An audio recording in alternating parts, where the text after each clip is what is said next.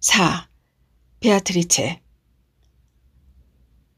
내 친구 데미안과 다시 만나보지도 못한 채 방학이 끝나자 나는 성 X라는 도시로 떠났다. 부모님이 함께 와주셔서 세세한 데까지 마음을 써주셨고 김나지움의 한 선생이 지도하는 소년 기숙사에 나를 맡기셨다.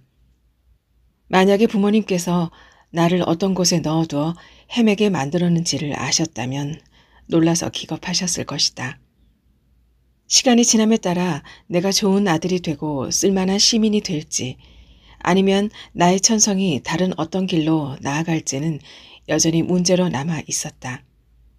아버지의 가정과 정신적인 배려 아래서 행복하게 지내려 했던 나의 마지막 노력은 오랫동안 계속되었으며 이따금 거의 성공할 뻔도 했지만 그것은 결국에 가서는 완전히 실패로 끝나고 말았다. 견신내를 마친 뒤 방학 동안에 내가 처음으로 느끼게 되었던 공허감과 고독감. 이런 공허함과 그 희박한 공기는 훗날에도 얼마나 절실하게 느끼곤 했던가. 그리 쉽사리 사라지지 않았다. 고향과의 이별은 이상하리만큼 쉬웠다. 조금도 슬프지 않다는 것이 오히려 부끄러울 정도였다. 누이들은 한없이 울었지만 나는 그러지 않았다. 그러한 나 자신이 놀라웠다. 나는 언제나 감수성이 풍부한 아이였고 밑바탕은 아주 착한 아이였던 것이다. 그런데 이제 나는 완전히 변해 있었다.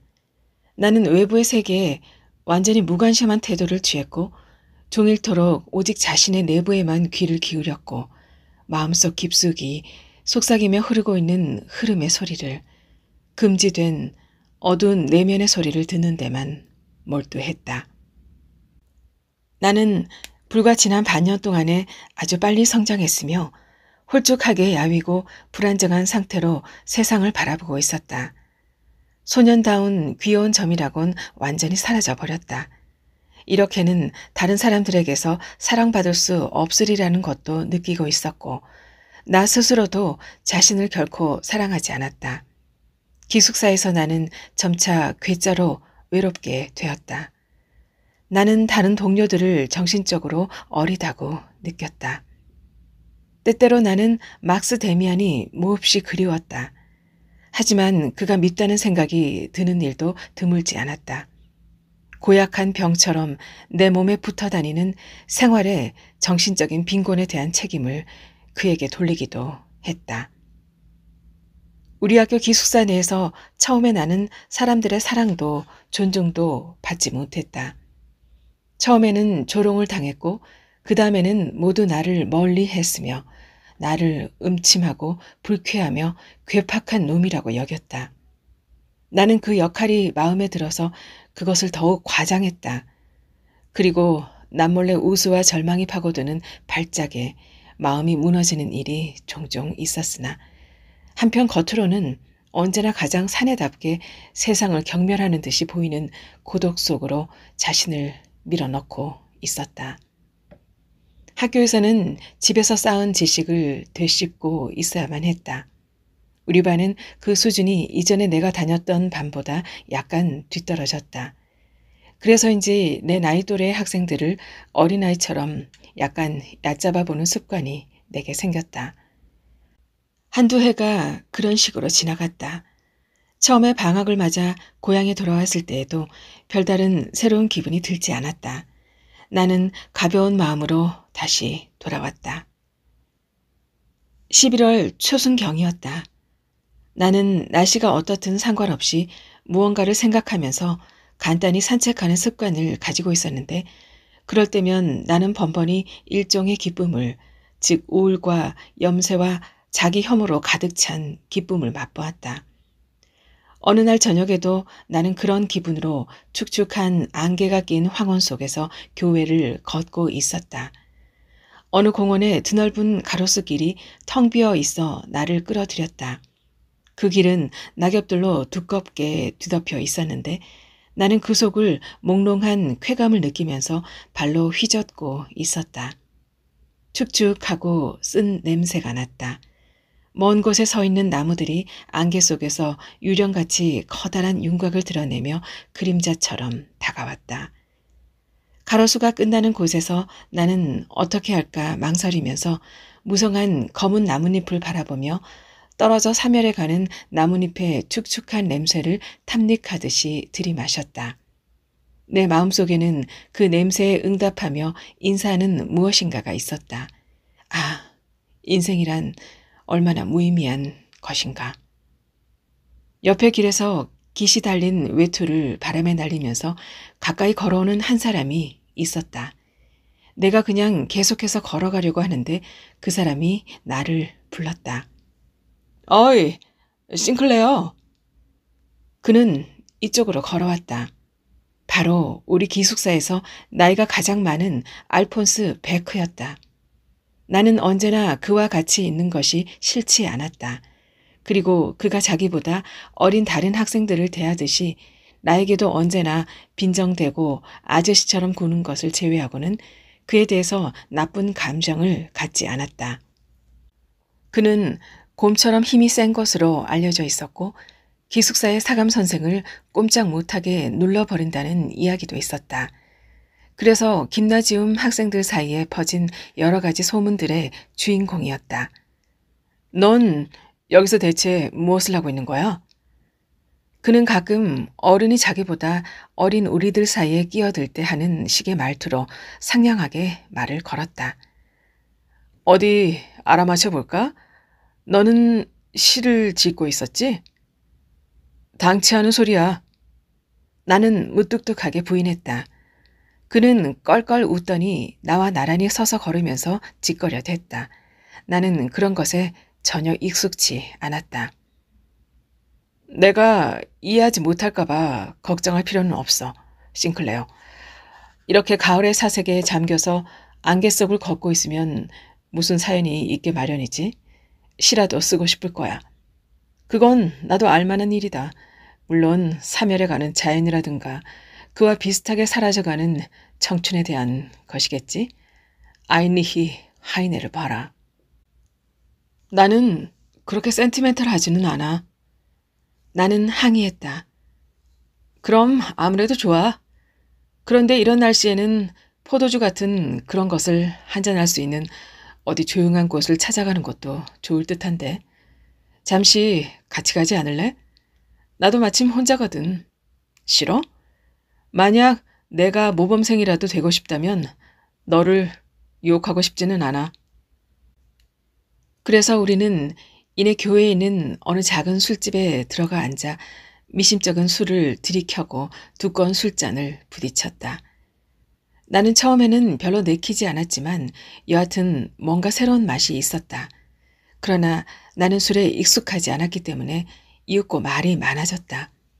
마치 마음의 창문을 활짝 열어젖힌 듯했다. 세계가 그곳에서 비쳐들어왔다. 오랫동안, 무서우리만큼 오랫동안 나는 마음으로부터 우러나오는 것을 이야기해 본 적이 없었던 것이다. 나는 정신없이 이야기를 늘어놓았으며 그 중에서도 카인과 아벨의 이야기를 가장 멋지게 들려주었다. 베크는 만족스럽게 내 이야기를 듣고 있었다. 마침내 내 이야기를 들어줄 사람이 생긴 것이다. 그는 나의 어깨를 툭툭 치면서 나를 굉장한 놈이라고 불렀다. 그러자 내 마음은 이야기하고 싶은데 억눌렸던 욕구를 다 털어놓고 그것으로 인정받고 또 나보다 나이 많은 사람에게도 내가 얼마만한 가치를 지니고 있다는 기쁨에 부풀어 올랐다. 그가 나를 가리켜 천재적인 녀석이라고 했을 때 그 말은 달고 독한 포도주처럼 내 마음속으로 스며들어왔다. 세계는 새로운 색채로 불타올랐고 사상은 수백 개의 줄기찬 샘으로부터 나를 향해 흘러들어왔다. 정신과 불길이 나의 내부에서 타올랐다. 우리는 선생님들과 친구들에 대해서도 이야기했다. 우리는 서로를 대단하게 이해하고 있는 것 같은 생각이 들었다. 우리는 그리스인들과 이교에 대해서도 이야기했다. 베크는 어떻게 해서라도 나에게서 연애 사건에 관한 고백을 듣고 싶어 했다. 거기에 대해서는 나는 이야기할 것이 없었다. 나는 경험해 본 것도 없었고 이야기해 줄 것도 없었다. 마음속으로 느껴보고 그려보고 상상하던 것들은 비록 나의 내면에서 타오르고 있었지만 술의 힘을 빌려도 그것을 풀어내서 이야기할 수는 없었다. 여자애들에 대해서는 베크가 훨씬 더 많이 알고 있었고 나는 그런 이야기들을 열심히 귀 기울여 들었다.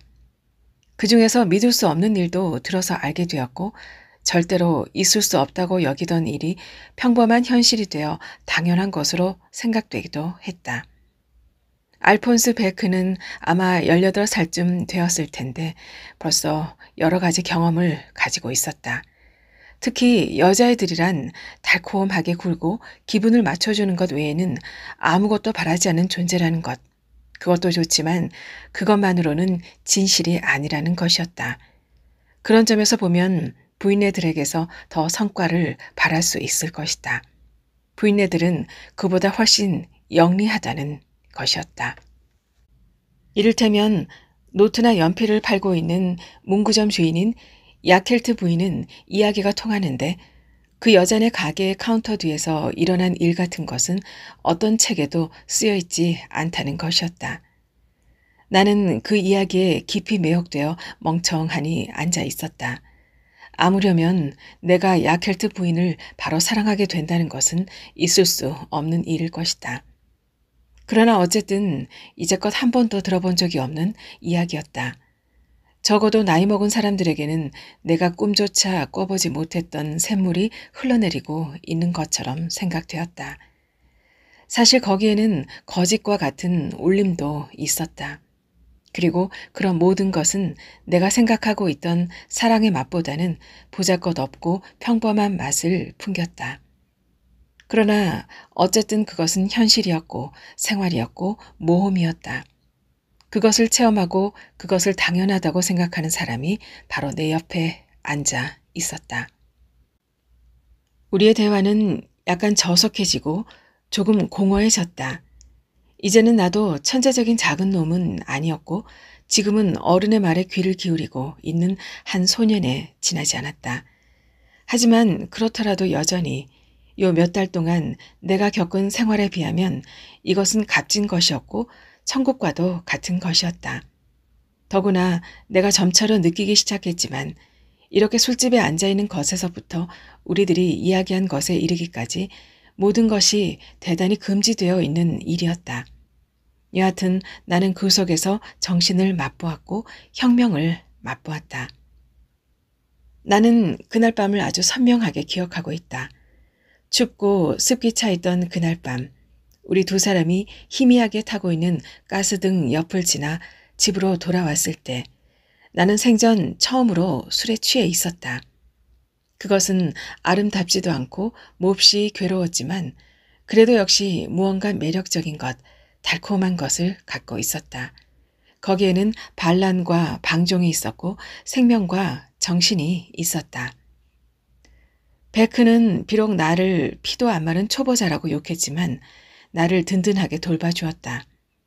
그래서 그는 나를 반쯤 짊어지고 집으로 왔으며 열려진 복도의 창으로 나와 함께 살짝 숨어 들어가는데 성공했다. 그러나 내가 잠깐 잠을 자다가 고통에 못 이겨 잠에서 깨었을 때 취기는 사라지고 미칠 듯한 슬픔이 나를 덮쳐왔다. 나는 침대에서 일어나 앉았다. 나는 아직도 낮에 입었던 속옷을 입고 있었고 옷과 신발은 방바닥 여기저기에 흩어져 있었다. 담배 냄새와 토해낸 것들의 냄새가 났다. 그리고 두통과 구토와 미칠 듯한 갈증을 느끼는 사이에도 내 마음속에서는 내가 오랫동안 보지 못했던 하나의 광경이 떠올랐다. 고향과 부모님의 집, 아버지와 어머니, 너희들 정원이 눈에 보였다. 고요하고 고향 냄새가 나는 내 침실이 보였고 학교와 시장이 보였고 데미안과 견신의 수업 시간들이 보였다. 이 모든 것들은 밝고 광채에 쌓여 있었으며 모든 것이 경이롭고 신성하고 순수했다. 그리고 그 모든 것들은 지금에야 나는 알았지만 여전히 어제까지 몇 시간 전까지 내게 속해 있었고 나를 기다리고 있었던 것이었다. 그런데 바로 지금은, 바로 이 시각에는 그것들은 가라앉았고 저주받았으며 더 이상 나에게 속해 있지 않았으며 나를 밀어 쫓아냈고 역겨운 듯이 나를 바라보고 있었다. 온갖 사랑과 친밀함, 내가 예전에 아득히 먼 황금의 소년 시절의 정원에서 나의 부모님에게서 경험했던 것들, 즉 어머니의 입맞춤, 매번 맞이했던 성탄절, 매번 돌아온 경건하고 밝은 일요일 아침, 정원의 모든 꽃들, 그 모든 것들은 황폐해지고 말았다. 그 모든 것들을 내가 짓밟아 버린 것이다. 만약 지금 포박하는 자가 와서 나를 묻고 나를 보고 불량배로서 신전을 모독한 자라고 하면서 교수대로 끌고 간다 해도 나는 기꺼이 그에 동의하고 순순히 따라가면서 그것이 옳고 정당하다고 생각할 것이다. 나의 내면은 대개 이러한 상태였다. 떠돌아다니면서 세상을 경멸하던 나, 오만한 정신을 지니고 대미안의 생각에 공감했던 나였다. 그것이 내 모습이었다. 버려진 놈이고 음탕한 놈이며 술에 취하고 더럽혀지고 비열한 놈, 무서운 충동에 엄습당한 난잡하게 그지없는 짐승 같은 놈이었다. 모든 것이 순수함과 광채와 사랑스러운 부드러움이었던 저 정원에서 온 내가, 바흐의 음악과 아름다운 시들을 사랑했던 내가 지금은 이런 모습이었다. 나는 메스껍고 분노에 넘쳐 나 자신의 웃음소리를 들었다. 술에 취해서 자제할 수 없이 경련적으로 어리석게 터져 나오는 웃음소리였다. 그것이 바로 나였다. 그러나 이 모든 것에도 불구하고 이런 고통을 느끼는 것은 거의 향락에 가까웠다.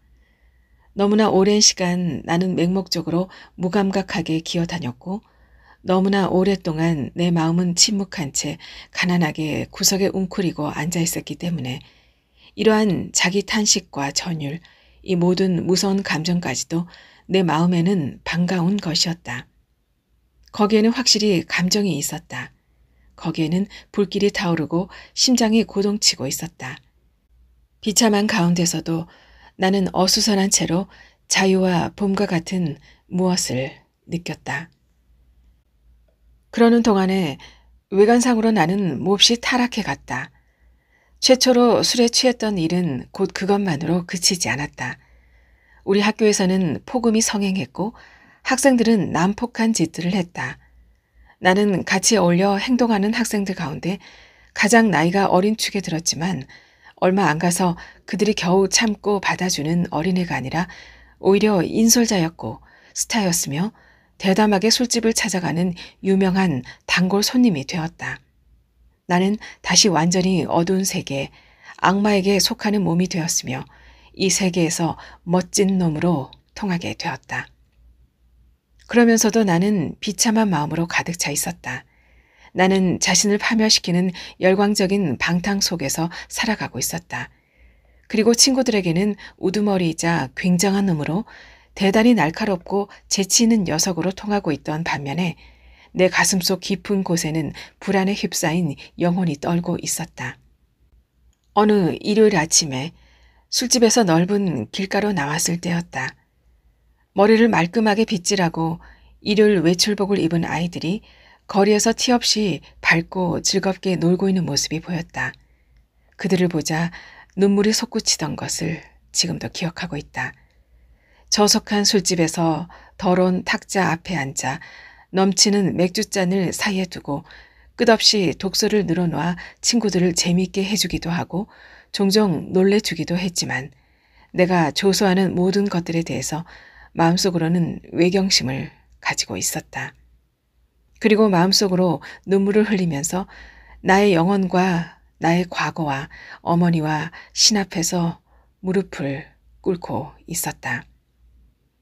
내가 다른 친구들과 한 번도 하나가 된 적이 없다는 것과 그들 사이에서 고독했고 그래서 그렇게 괴로워한 데는 그럴 만한 이유가 있었다. 나는 가장 난폭한 자들이 마음에 들어하는 술집의 영웅이었고 독설가였다. 나는 선생님과 학교, 부모님과 교회에 대한 생각과 이야기에 있어서는 재치와 용기를 보여주었다. 나는 음담패설을 하는 데 있어서도 지지 않고 나 스스로 단단히 한 몫을 했었다. 하지만 내 친구들이 여자들한테 갈 때면 나는 결코 함께 가지 않았다. 내 이야기만으로 따져보면 나는 철면피한 향락자가 틀림없어야 할 테지만 사실 나는 고독했고 사랑에 대해서 불타는 동경으로 희망 없는 동경으로 가득 차 있었다. 나만큼 상처받기 쉽고 수줍어하는 사람도 없었다. 그리고 때때로 내 앞을 지나가는 아름답고 산뜻하고 밝고 우아한 소녀들을 볼 때마다 그 소녀들은 나에 비해 1000배도 넘을 만큼 그렇게 착하고 순수해서 나에게는 황홀한 꿈처럼 보이는 것이었다. 한동안 나는 야켈트 부인의 문구점에도 갈 수가 없었다. 왜냐하면 내가 그 여자를 보거나 알폰스 베크가 그 여자에 관해서 해준 이야기를 생각할 때마다 얼굴이 붉어졌기 때문이다. 이제 새로운 친구들 속에서도 내가 언제나 고독하고 그들과 다르다는 것을 알면 알수록 나는 도리어 그들로부터 떨어질 수가 없었다. 나는 마구포금하고 호언장담하는 것이 정말 나를 만족시킨 적이 있는지 지금은 도무지 알 수가 없다. 그리고 술에 익숙하지 않았기 때문에 매번 나중에 고통스러운 결과를 느껴야 했다. 모든 일이 다 강요된 것처럼 생각되었다. 나는 내가 해야 할 일을 했다. 왜냐하면 그 밖에는 내가 무슨 일을 시작해야 할지 몰랐기 때문이다. 나는 혼자 오래 있으면 공포를 느꼈다. 그리고 계속 마음이 기울고 있음이 느껴지는 은근하고 부끄러운 내적 발작이 두려웠으며 이따금 엄습해오는 부드러운 사랑에 대한 생각에 불안을 느꼈다. 나에게 가장 결핍된 것이 하나 있었다. 그것은 친구였다. 내가 즐겨 만나고 있던 2~3명의 동급생이 있기는 했다. 그러나 그들은 얌전한 애들에 속해 있었다. 그리고 품행이 나쁜 나의 행동은 오래전부터 모르는 사람이 없을 정도로 다 알려져 있었다. 그래서 그들은 나를 피했다. 모두들 나를 바탕이 흔들리고 있는 희망 없는 놈이라고 여기고 있었다. 선생님들은 나에 대해서 많은 것을 알고 있었다. 나는 여러 번 엄중하게 벌을 받았다. 사람들은 결국 내가 퇴학당하리라고 기대하고 있었다. 나 자신도 그것을 알고 있었다. 나는 이미 오래전부터 좋은 학생이 아니었고 더 이상 그런 생활이 오래 지속될 수는 없으리라고 느끼면서도 애써 억지로 밀고 나가면서 자신을 속이고 있었다. 신이 우리를 고독하게 만들어 놓고 또 우리들 자신에게로 인도할 수 있는 길은 많이 있다. 그 당시 신은 이 길을 나와 함께 가고 있었던 것이다. 그것은 악몽과도 같았다. 더럽고 끈적끈적한 것 너머로 그리고 깨진 맥주잔과 냉소적으로 찌꺼렸던 밤들 저 너머로 쉬지도 못하고 괴로워하며 추하고 더러운 길을 기어다니는 추방당한 몽상가인 내가 보인다. 공주에게 다가가는 도중에 악취와 오물로 가득 찬 뒷골목 진창에 빠졌다는 꿈 이야기가 있다. 그것은 나도 그랬다. 이러한 보잘것없는 방식으로 나는 고독했고 나의 지금과 어린 시절 사이에는 문지기들이 무자비하게 눈초리를 번뜩거리고 서 있는 굳게 닫힌 에덴 동산의 문이 가로지르도록 운명이 정해져 있었다. 이것이 바로 나 자신에 대한 향수의 시작이고 각성이었다. 기숙사 사감 선생의 편지로 경고를 받고 처음으로 아버지가 성 X씨로 찾아오셔서 예기치 않게 나에게 걸어오셨을 때 나는 놀라서 경련을 일으켰다. 그 겨울이 끝날 무렵 아버지가 2번째로 찾아오셔서 혼내고 간청하고 어머니를 상기시키셨을 때도 나는 이미 신경이 굳어버리고 무관심해져 있었다. 아버지는 마지막에 가서는 화를 내시면서 만약 내가 달라지지 않으면 나를 모욕적이고 불명예스럽게 학교에서 쫓아내 감화원에 넣겠다고 말씀하셨다. 좋을 대로 하시라지. 그 당시 아버지가 돌아가신 뒤에 나는 섭섭했지만 아버지는 결국 아무런 성과도 거두지 못했으며 나에게로 통하는 길도 찾아내지 못하셨다. 그리고 잠시 동안이지만 나는 그렇게 된 것을 당연한 것처럼 느꼈다. 나 자신이 무엇이 될까 하는 것은 아무래도 좋았다. 나의 기이하고 별로 아름답지 못한 행동으로 술집에 앉아서 큰소리나 치는 것으로 나는 세상과 싸우고 있었으며 이것이 내 반항의 형식이었다. 그렇게 해서 나는 나 자신을 망치고 있었다. 이런 상태에서 나는 때때로 다음과 같은 생각이 들었다. 즉, 만약에 세상이 나와 같은 사람을 쓸 수 없다면, 그리고 그런 사람을 위해 세상이 더 나은 지위와 더 높은 임무를 줄 수 없다면 나와 같은 사람들은 파멸하고 말 것이다. 그 손해는 세상에 져야 할 것이다. 라고. 그 해의 성탄절 방학은 정말로 불쾌했다. 어머니는 나를 다시 보시자 깜짝 놀라셨다. 나는 더 숙성해져 있었고 나의 홀쭉한 얼굴은 잿빛을 띠고 거칠어 보였다. 표정은 축 늘어진 듯했고 눈 가장자리에는 염증이 있었다. 처음으로 나기 시작한 콧수염과 얼마 전부터 쓰기 시작한 안경은 나를 어머니에게 더욱 낯설어 보이도록 했다. 누이들은 뒤로 물러나 킥킥대고 있었다. 모든 것이 불쾌했다. 아버지의 서재에서 아버지와 대화할 때에도 기분이 언짢았으며 쓴맛이 났다. 몇몇 친척들의 인사도 불쾌했고 무엇보다도 성탄절 이브가 그랬다. 이날은 내가 태어난 이래 우리 집에서는 굉장한 날이 되었다. 축제와 사랑과 감사의 밤이었으며 부모님과 나와의 유대를 새롭게 해주는 날이었다. 그러나 이번에는 모든 것을 그저 답답하고 난처하게 만들어줄 뿐이었다. 예전처럼 아버지는 그들은 거기에 서서 양떼를 지키고 있었다. 라는 들판의 목자에 대한 복음을 낭독하셨고 누이들은 전과 같이 눈을 반짝이며 그들의 선물이 놓여있는 탁자 앞에 서 있었다. 그러나 아버지의 음성은 즐겁게 울리지 않았다. 그의 얼굴은 늙고 좁아진 것처럼 보였고 어머니는 슬픈 표정이었다. 그리고 나에게는 모든 것이 고통스럽고 탐탁지 않았다. 선물과 축하의 인사, 복음과 불 켜진 성탄절 트리도 그랬다. 꿀이 든 과자는 달콤한 냄새를 풍기고 감미로운 추억의 짙은 구름을 발산했다. 전나무는 향기를 풍기면서 이미 지나간 일들에 대해 이야기해 주는 것 같았다.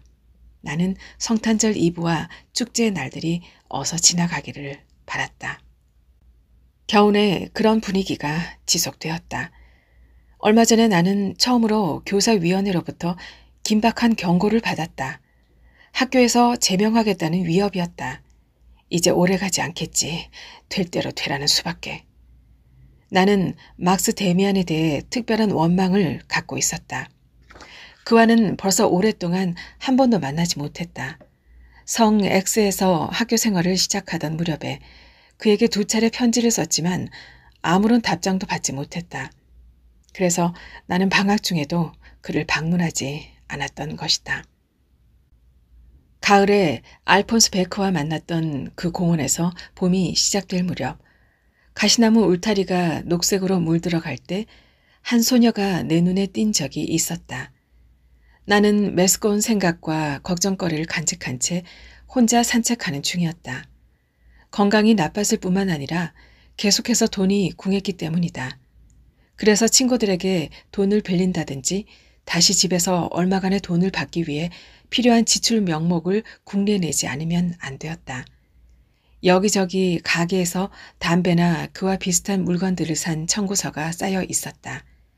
만약 머지않아 나의 이곳 생활이 끝나게 되어 강물에 투신하거나 감화원에 끌려가게 된다면 이와 같은 근심거리들은 더 이상 깊어지지 않을 것이다. 그렇게 된다면 이런 몇몇 사소한 일들은 아무런 문제가 아닐 것이다. 그러나 이런 달갑지 않은 일들과 끊임없이 눈을 맞대고 살아야 하는 일 때문에 나는 괴로워하고 있었다. 이런 봄날에 나는 공원에서 몹시 내 마음을 끄는 한 소녀를 만나게 되었다. 그녀는 키가 크고 몸이 호리호리했으며 우아한 옷을 입었고 총명한 소년과 같은 얼굴이었다. 그녀는 곧바로 내 마음에 들었다. 그녀는 내가 좋아하는 타입이었고 나의 상상력을 자극하기 시작했다. 그녀는 나보다 나이가 더 많은 것 같지는 않았다. 그러나 훨씬 성숙했고 우아했으며 몸에 윤곽이 잘 잡혀서 벌써 거의 숙녀 같은 모습이었다. 그렇지만 내가 아주 좋아하는 한 가닥의 거만함과 소년 같은 티가 얼굴에 서려 있었다. 나는 그때까지 내가 반한 여자한테 접근하는데 성공한 적이 한 번도 없었다. 그리고 이번 소녀의 경우에도 마찬가지로 성공하지 못했다. 그러나 그 인상은 모든 지난날의 소녀들에게서 받은 것보다 더 깊었다. 그리고 내 생활에 미친 이 연모의 영향력은 대단했다. 갑자기 나의 눈앞에는 다시 고귀하고 숭배의 대상이 될 수 있는 하나의 영상이 나타난 것이다. 아, 내 마음속에는 어떤 욕망이나 어떤 충동이라도 공경과 숭배하려는 욕망보다 더 깊고 강렬한 것은 없었다. 나는 그 소녀에게 베아트리체라는 이름을 지어 붙였다. 왜냐하면 비록 나는 단테의 작품을 읽지는 않았지만 내가 소유하고 있는 어떤 영국 그림의 복사본 때문에 베아트리체를 알고 있었기 때문이다. 거기에는 영국 라파엘 전파의 소녀상이 그려져 있었는데 팔다리가 대단히 길고 날씬하며 두상이 길고 정신화된 모습의 손과 표정을 지니고 있었다. 비록 나의 그 아름다운 소녀가 내가 좋아하는 그런 날씬하고 소년 같은 모습을 하고 있고 얼굴에는 뭔가 정신적이거나 영적인 분위기를 띠고 있기는 했지만 그 초상화와 완전히 똑같다고는 할 수 없었다. 나는 베아트리체와 한마디 말도 나눈 적이 없었다. 그럼에도 불구하고 그 당시에 그녀는 나에게 가장 깊은 영향력을 미치고 있었다. 그녀는 내 안에 자신의 모습을 뚜렷이 심어주었고 나에게 성스러운 영역을 열어주었으며 나를 신전에서 기도하는 자로 만들어 주었던 것이다. 날이 갈수록 나는 술집과 밤거리를 방황하던 일에서 멀어져 갔다. 나는 다시 혼자 있을 수 있었고 다시 즐겨 독서하고 다시 산책을 즐기게 되었다. 이 갑작스러운 계심은 나에게 많은 조소를 가져다 주었다. 그러나 이제 나는 사랑하고 숭배할 어떤 대상을 갖고 있었고 다시 이상을 갖게 되었다. 생활은 다시 예감과 형형색색의 신비스러운 여명으로 충만했다. 그것이 나로 하여금 예민한 신경을 가질 필요가 없게 만들었다. 비록 나는 내가 숭배하는 한 영상의 노예가 되었지만 다시 나 자신 속에 안주할 수 있게 된 것이다. 나는 그 시절에 대해서는 일종의 감동 없이는 생각할 수 없다. 나는 다시 절실한 노력으로 파괴된 생활의 잔재를 가지고 밝은 세계를 세우려고 했다. 나는 다시 나의 내부로부터 어두운 것과 악을 제거하고 신들 앞에 무릎을 꿇고 완전히 밝음 속에 머물고 싶은 유일한 갈망 속에서 살고 있었다. 어쨌든 간에 지금의 밝은 세계는 말하자면 나 자신이 창조한 것이었다. 그것은 더 이상 어머니에게로 또는 무책임한 보호 속으로 도피하거나 기어들어가는 것이 아니었다. 그것은 새로운 나 자신에 의하여 발명되고 요구된 봉사로서 책임과 자제를 가진 것이었다. 나를 괴롭혔고 내가 언제나 그것을 피해 달아나고 있던 성에 대한 문제는 이제는 이 성스러운 불길 속에서 정신과 기도로 승화되어야만 했다. 더 이상 어두운 것은 있어서는 안 되었고 추악한 것도 있어서는 안 되었다.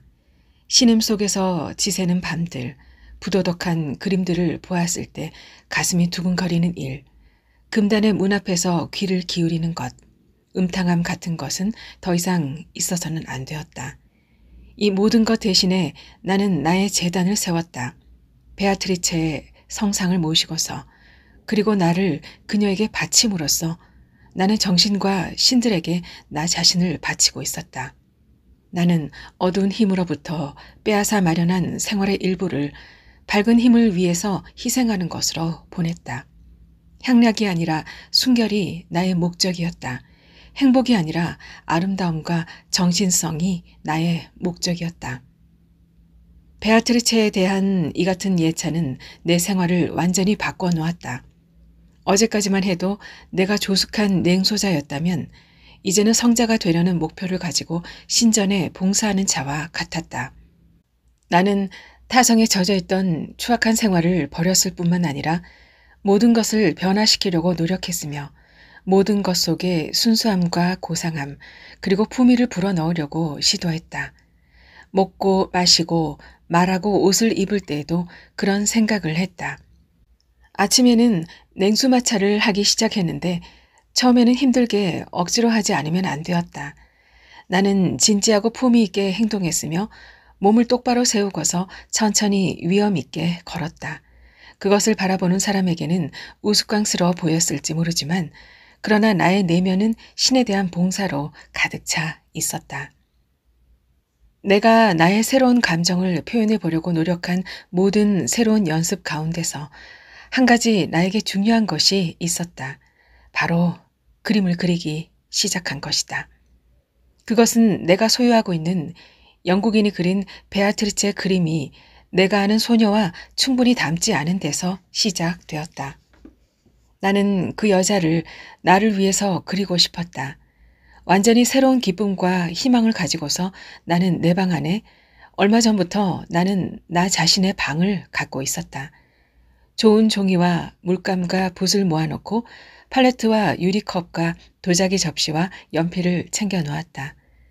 내가 사온 근사한 템페라 물감은 나를 매혹시켰다. 그 중에는 타는 듯한 산화 크롬의 연두색도 있었는데 그것을 처음으로 작은 하얀 접시에 덜어 놓았을 때 반짝거리던 모습이 지금도 눈에 보이는 듯한 느낌이다. 나는 조심스럽게 시작했다. 얼굴을 그리는 일은 어려웠다. 그래서 처음에는 다른 것을 그려보려고 시도했다. 나는 장식무늬, 꽃, 그리고 작은 환상적인 풍경화, 예배당 옆에 서 있는 나무, 측백나무가 있는 로마의 다리 등을 그렸다. 때때로 나는 이런 유희적인 작업에 몰두했으며 물감 상자를 가진 어린아이처럼 행복했다. 그러나 마침내 나는 베아트리체를 그리기 시작했다. 몇 장은 완전히 실패해서 내버렸다. 내가 여러 번 길에서 만난 그 소녀의 얼굴을 생각해내려고 애쓰면 애쓸수록 더욱 뜻대로 되지가 않았다. 결국 나는 소녀의 얼굴을 있는 그대로 그리는 것을 포기하고 그저 상상하는 대로 그리고 이미 시작한 그림에서 물감과 화필에 의해 저절로 이끌려가는 대로 하나의 얼굴을 그리기 시작했다. 거기에서 생겨난 것은 꿈속에서만 상상하던 얼굴이었다. 나는 그것이 불만스럽지는 않았다. 그러나 나는 곧 다시 그림 그리기를 계속해 나갔으며 새로운 종이에 그릴 때마다 보다 뚜렷하게 윤곽이 드러났고 비록 실제의 모습은 전혀 아니었지만 그 소녀의 타입에 가까워졌다. 나는 점점 더 몽상적인 분놀림으로 선을 긋고 화면을 채워나가는 일에 익숙해져 갔다. 그것은 모델 없이도 유희적인 더듬거림과 무의식 속에서 생겨난 것이었다. 마침내 어느 날 나는 거의 무의식적으로 하나의 얼굴을 완성했다. 그것은 전에 그린 그림들보다 훨씬 더 강하게 나에게 호소하는 듯했다. 그것은 그 소녀의 얼굴은 아니었다. 사실 이미 오래전부터 그 그림은 전혀 그 소녀의 얼굴이 아니었던 것이다. 그것은 다른 무엇, 비현실적인 무엇이었다. 그렇다고 해서 가치가 덜한 것은 아니었다. 그것은 소녀의 얼굴이라기보다는 오히려 소년의 얼굴처럼 보였다. 머리카락은 나의 아름다운 소녀처럼 밝은 금발이 아니라 붉으스름한 갈색이었다. 턱은 강직하고 단단했지만 입은 붉게 타오르고 있었다. 전체적으로 약간 뻣뻣하고 가면 같은 모습이었지만 인상적이었고 신비로운 생명력으로 넘쳐 있었다. 완성된 그림 앞에 앉아 있으니 그 그림은 나에게 이상 야릇한 인상을 주었다. 그것은 내가 보기에 반은 남성이고 반은 여성이며 나이도 없고 의지가 강하면서도 동시에 몽상적이고 굳어져 있는 듯하면서도 은밀하게 생기가 넘쳐 있는 일종의 신의 모습 또는 성스러운 가면과 같았다. 그 얼굴은 나에게 무엇인가 말을 하는 듯 싶었고 나에게 무엇인가를 요구하는 것 같았다. 그리고 그것은 누군가와 닮은 듯했으나 누구인지는 알 수 없었다. 이 그림은 얼마 동안 나의 모든 생각에 붙어 다니면서 나와 함께 생활했다. 나는 그것을 서랍 속에 감춰 놓았다. 아무도 그것을 훔쳐보고 나를 조롱할 수 없도록 하기 위해서였다. 그러나 나는 내 방에 혼자 있을 때면 곧바로 그 그림을 꺼내서 그것과 교류하기 시작했다. 저녁 때는 그것을 침대 위쪽에 맞은편 벽에다 핀으로 꽂아놓고 잠들 때까지 바라보고 있었으며 아침이 되면 나의 첫 시선이 그곳으로 쏠리곤 했다. 바로 그 즈음에 나는 어렸을 때 언제나 그랬던 것처럼 다시 꿈을 많이 꾸기 시작했다. 나는 몇 년 동안이나 더 이상 꿈을 꾸지 않았던 것 같았다. 지금 와서 다시 내게 다가오는 꿈들은 아주 새로운 종류들의 영상들이었다. 그리고 내가 그린 그림이 자주 꿈속에서 나타났다. 그 모습은 살아서 말을 하면서 나에게 다정하기도 하다가 적대적이기도 했는데 어떤 때는 얼굴이 보기 싫게 일그러지는가 하면 어떤 때는 한없이 아름답고 조화를 이루는 고귀한 모습이었다. 어느 날 아침 내가 그런 꿈에서 깨어났을 때 나는 갑자기 그것을 인식했다. 그것은 나를 아주 낯익은 얼굴로 바라보았고 내 이름을 부르는 것 같이 보였다. 그것은 마치 어머니처럼 나를 잘 알고 있는 듯했고 옛날부터 나를 향하고 있는 것처럼 보였다. 나는 두근거리는 가슴으로 그 그림을 응시했다. 나는 숱이 많은 갈색 머리, 반쯤 여성적으로 보이는 입, 그리고 기이하게 밝은 빛을 발하는 그 그림 종이는 저절로 그렇게 말라 있었다. 높은 이마를 바라보았다. 그러자 내 마음속에서 인식하고 재발견하고 알게 된 것 같은 생각이 점점 가까이 다가오는 것을 느꼈다. 나는 침대에서 뛰어 일어나 그 그림 앞에 가 선 채 아주 가까이에서 그 그림을 바라보았다. 크게 열린 초록색에 굳어진 눈 속을 똑바로 들여다보았다. 그중 오른쪽 눈은 다른 한쪽보다 약간 높게 치켜 올라가 있었다. 그런데 갑자기 바로 오른쪽 눈이 꿈틀거리는 것 같았다. 가볍고 섬세하게 그러나 분명히 꿈틀거렸다. 그리고 이 꿈틀거림으로 나는 그 그림의 정체를 알았다. 어째서 나는 그 정체를 이처럼 늦게 알아차릴 수 있단 말인가. 그것은 바로 데미안의 얼굴이었다. 그 후에 나는 그 그림을 내 기억 속에 있는 데미안의 실제 표정과 매우 자주 비교해 보았다. 그것은 비록 닮기는 했지만 똑같지는 않았다. 그러나 그것은 분명 데미안이었다. 언젠가 어느 이른 여름날 저녁에 서쪽으로 난 내 방의 창문으로 태양이 비스듬히 붉게 비쳐 들어왔다. 방 안은 어둑어둑해졌다. 그때 나는 문득 그 베아트리체의 그림 또는 데미안의 그림을 유리창 창살에 핀으로 꽂아놓고 저녁 햇살이 투사하는 그 그림의 모양을 바라봐야겠다는 생각이 들었다. 그 얼굴은 윤곽을 잃고 흐려졌지만 불그스름한 눈 언저리, 이마 위의 밝음, 그리고 강렬하게 붉은 입술은 화면에서 깊고 격렬하게 타오르고 있었다. 그 불길이 이미 꺼진 후에도 오랫동안 나는 그 그림을 마주하고 앉아 있었다.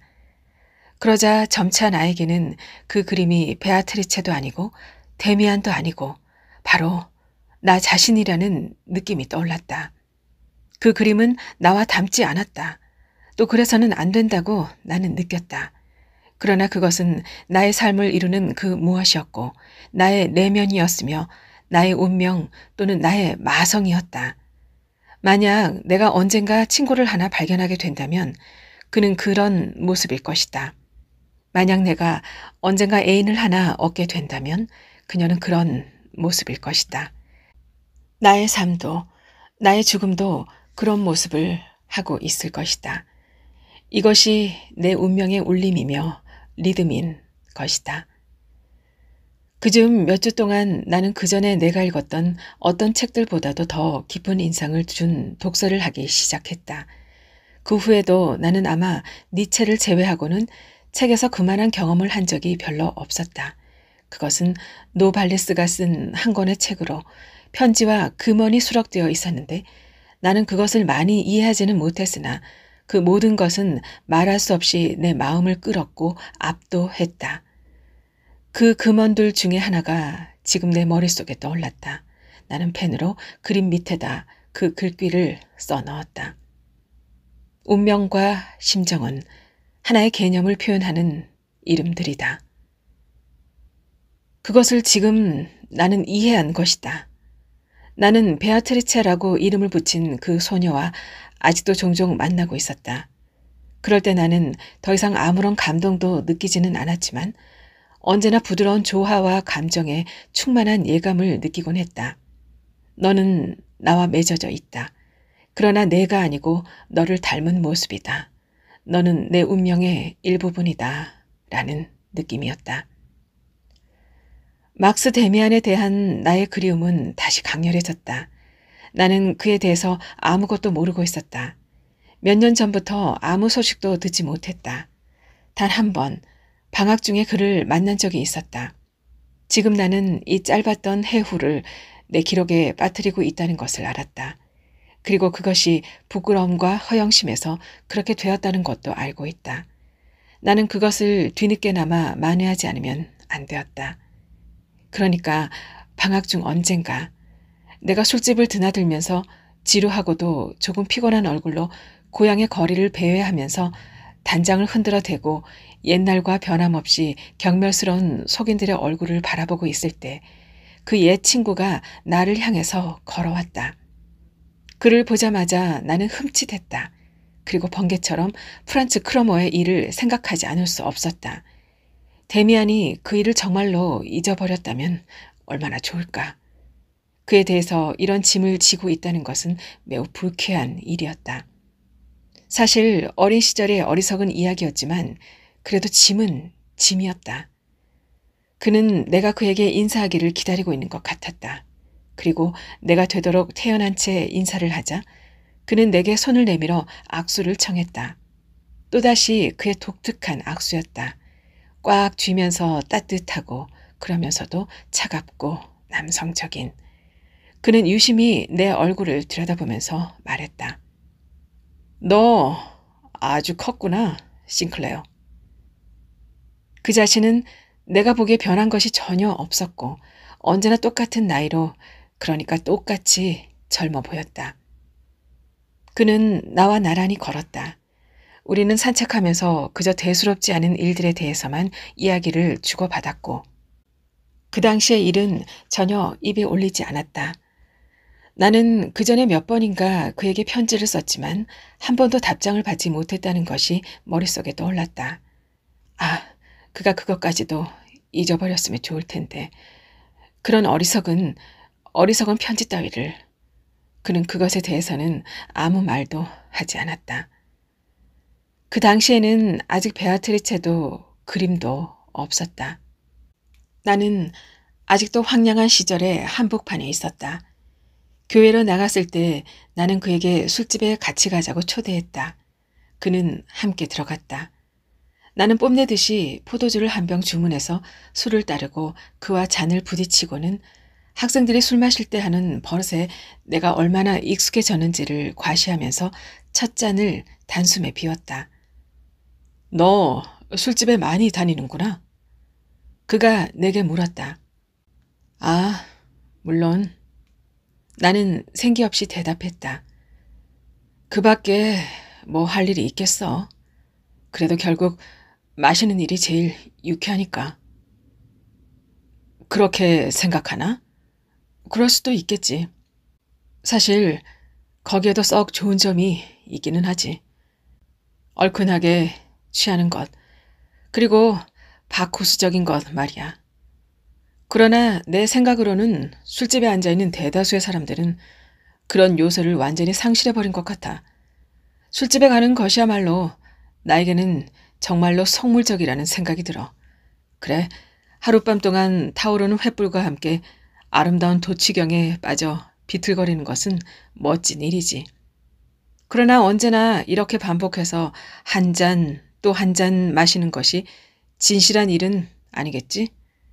너는 매일 밤 단골 술집에 가서 앉아있는 파우스트를 상상할 수 있니? 나는 술을 들이켜면서 저기에 찬 눈으로 그를 바라보았다. 그래. 하지만 누구나 다 파우스트는 아니니까. 나는 짧게 말했다. 그는 약간 어이가 없는 것처럼 나를 쳐다보았다.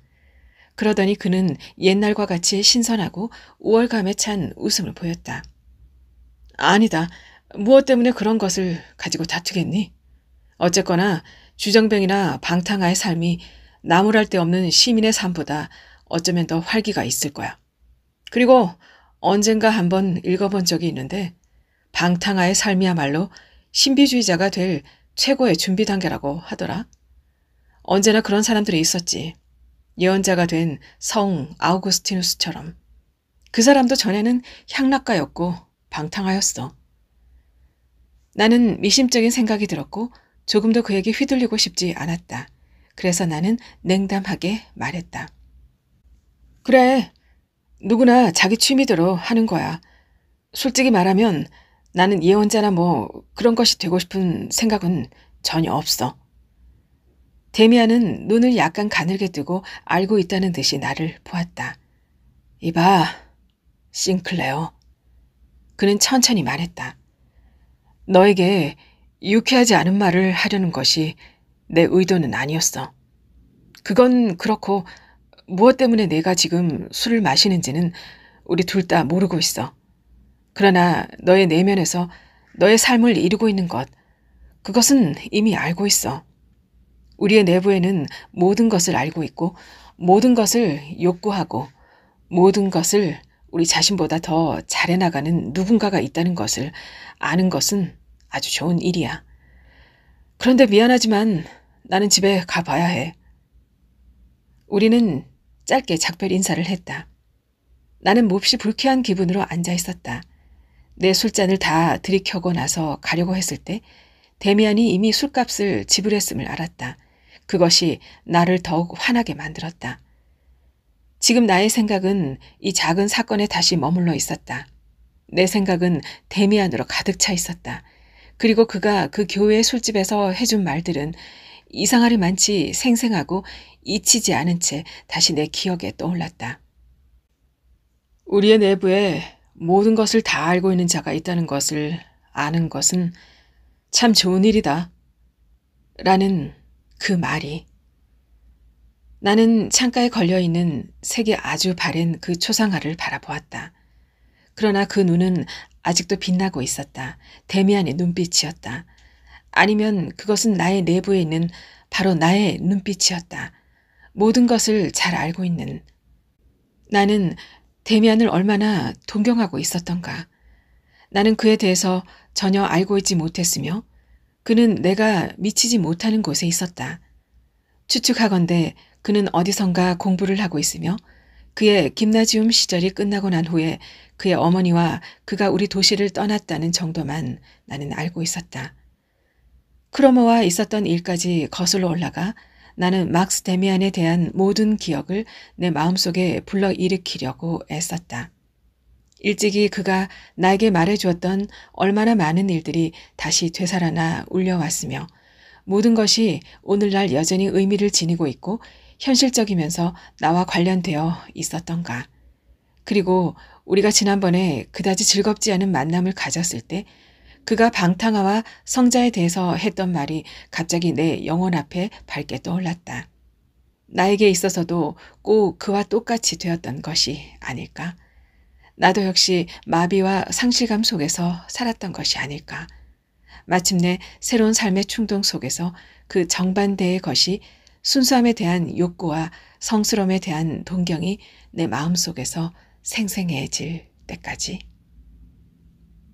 그렇게 나는 추억을 더듬어 갔다.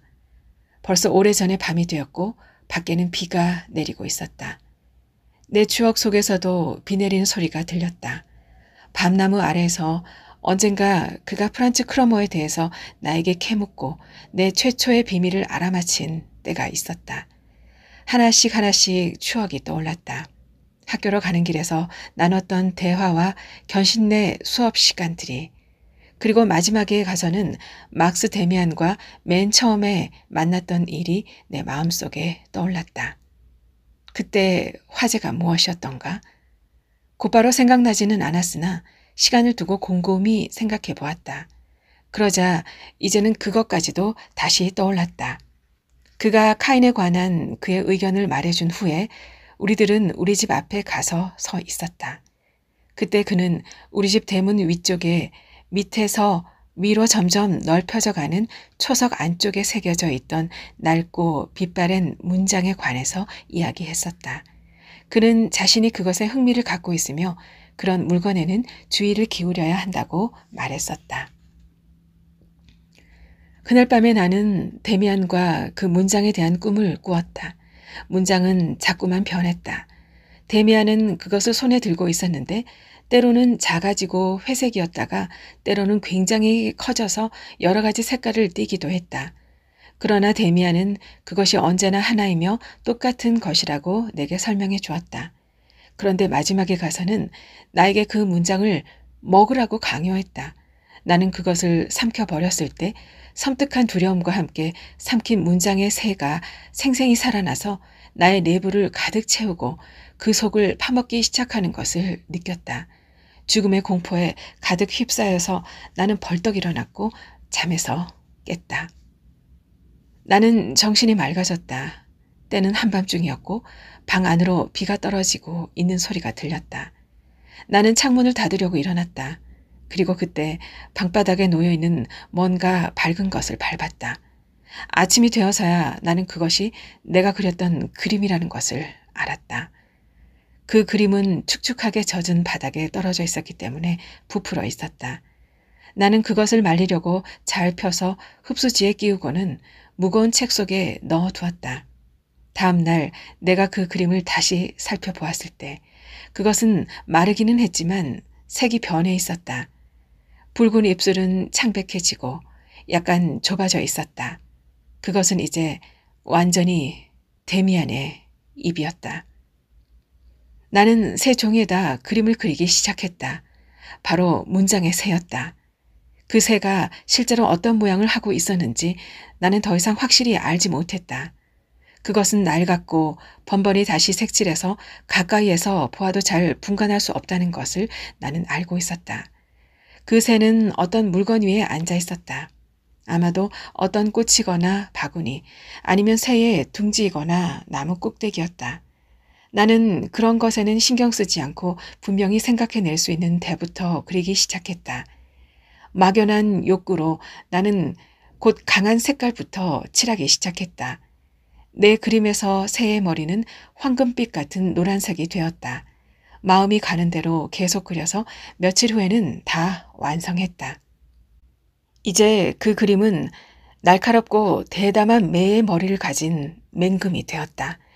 그 새는 푸른 하늘을 배경으로 하고 몸의 절반이 검은 지구의 땅속에 파묻혀 있었으며 마치 거대한 알에서 빠져나오려는 듯이 고심하고 있었다.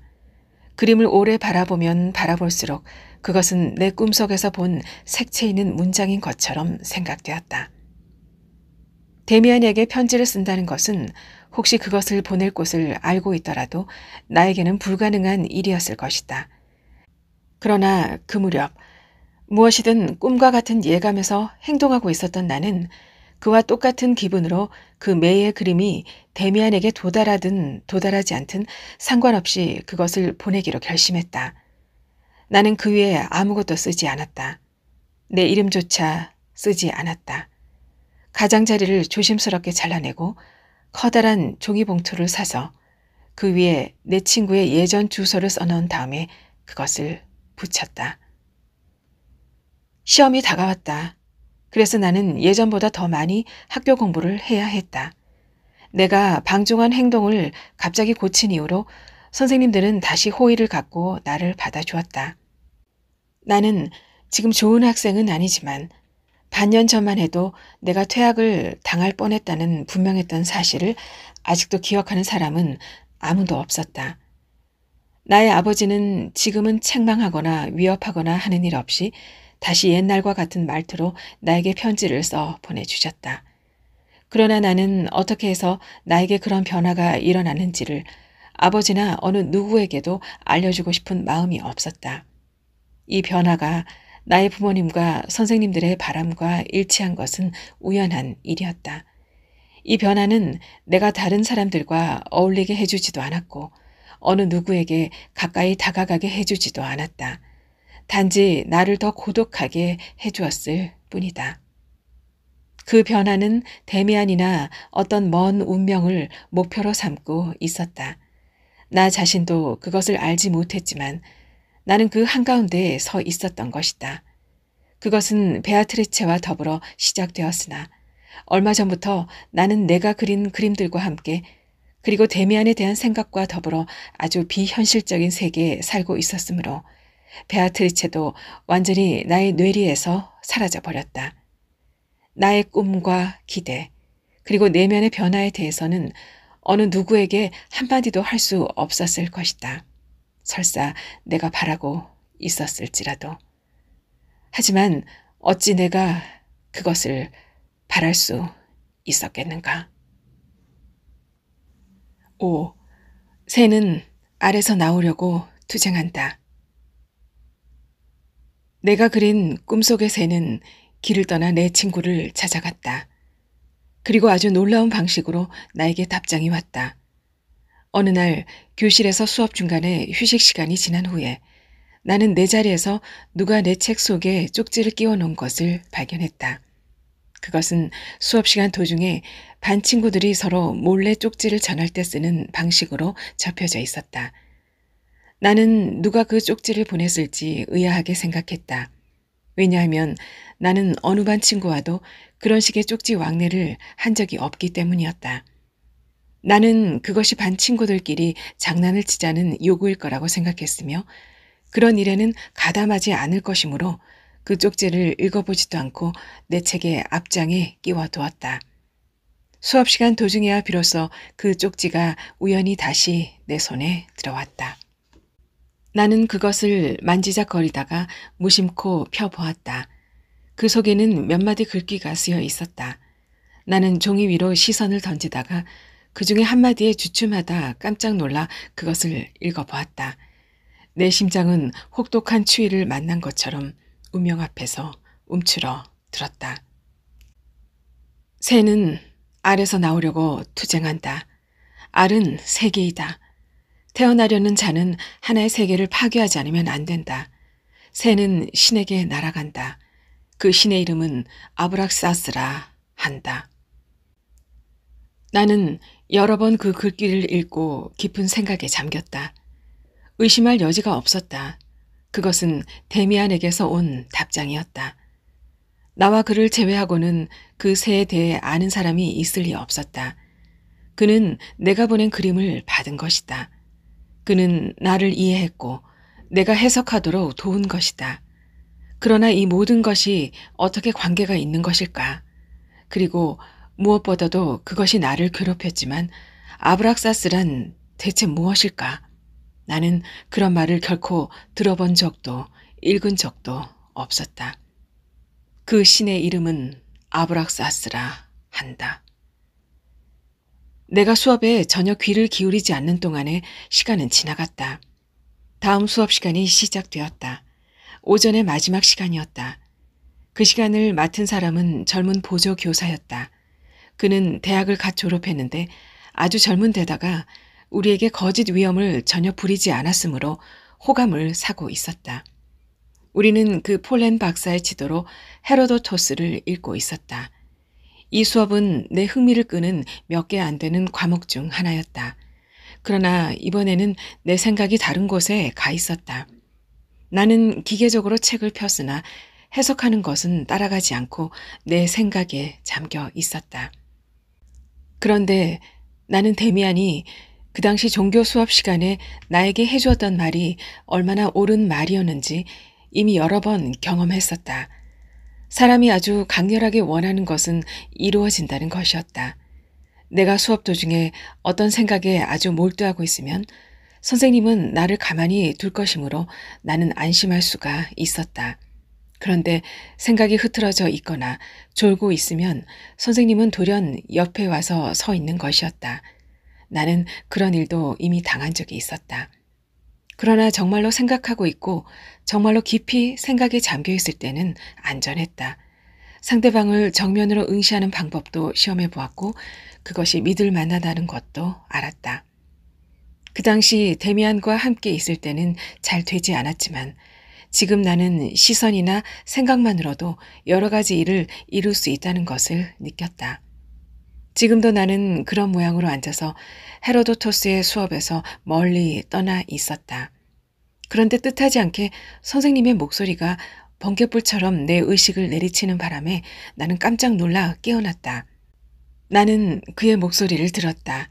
그는 내 옆에 바짝 다가와 서 있었다. 그가 내 이름을 부른 것이라고 생각했다. 그러나 그는 나를 쳐다보고 있지 않았다. 나는 안도의 한숨을 내쉬었다. 그때 그의 목소리가 다시 들렸다. 큰 소리로 그는 아브락사스라고 말했다. 처음 부분을 나는 놓치고 있었지만 폴렌 박사는 설명을 계속하고 있었다.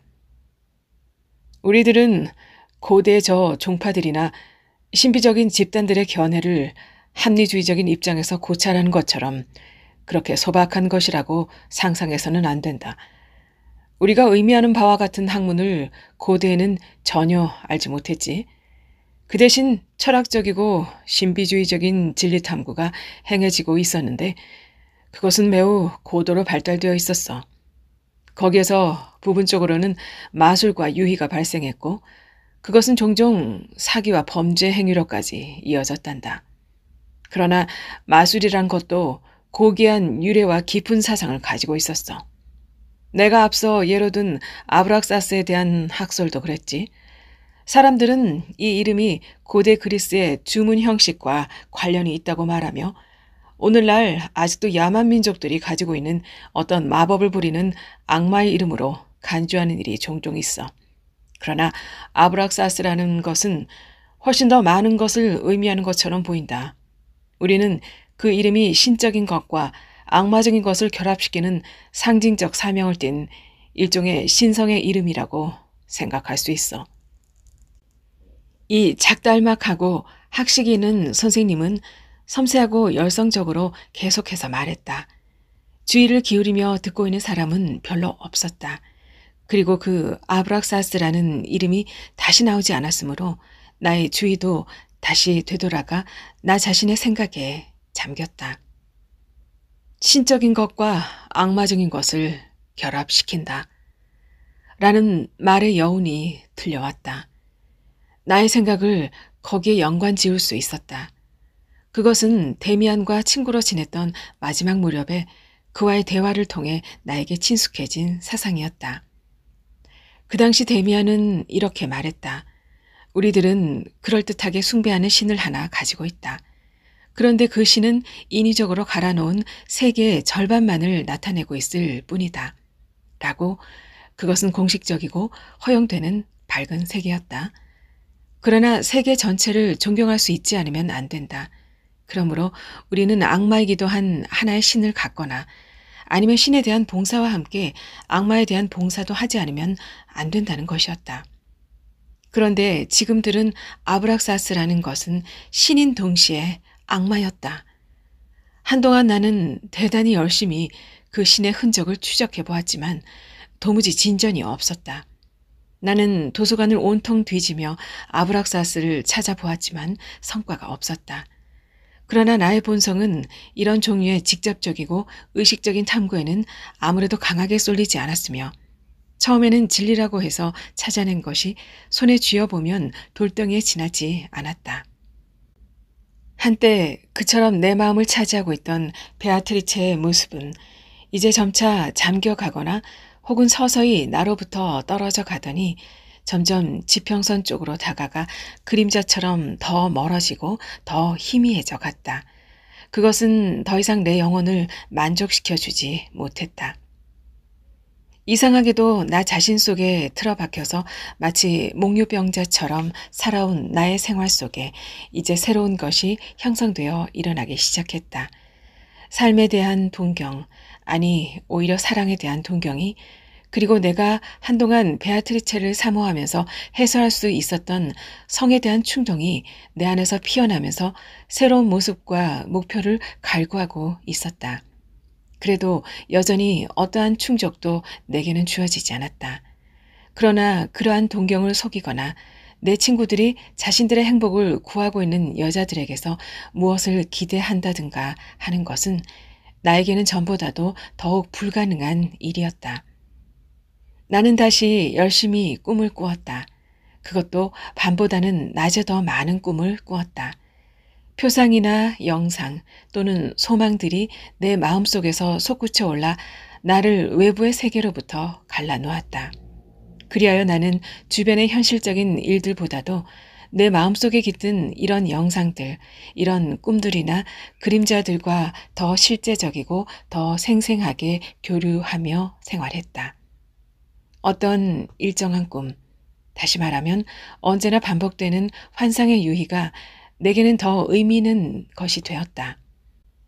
나의 인생에서 가장 중요하면서도 가장 불리한 것이 된 이 꿈은 대략 다음과 같은 것이었다. 나는 내 아버지의 집에 돌아와 있었다. 대문의 위쪽에서 문장의 새가 푸른 배경 속에서 노란색으로 빛나고 있었다. 집안에서는 어머니가 나를 맞아주셨다. 그러나 내가 막상 안으로 들어가서 포옹하려고 하자 그건 어머니가 아니라 전혀 본 적이 없는 모습이었다.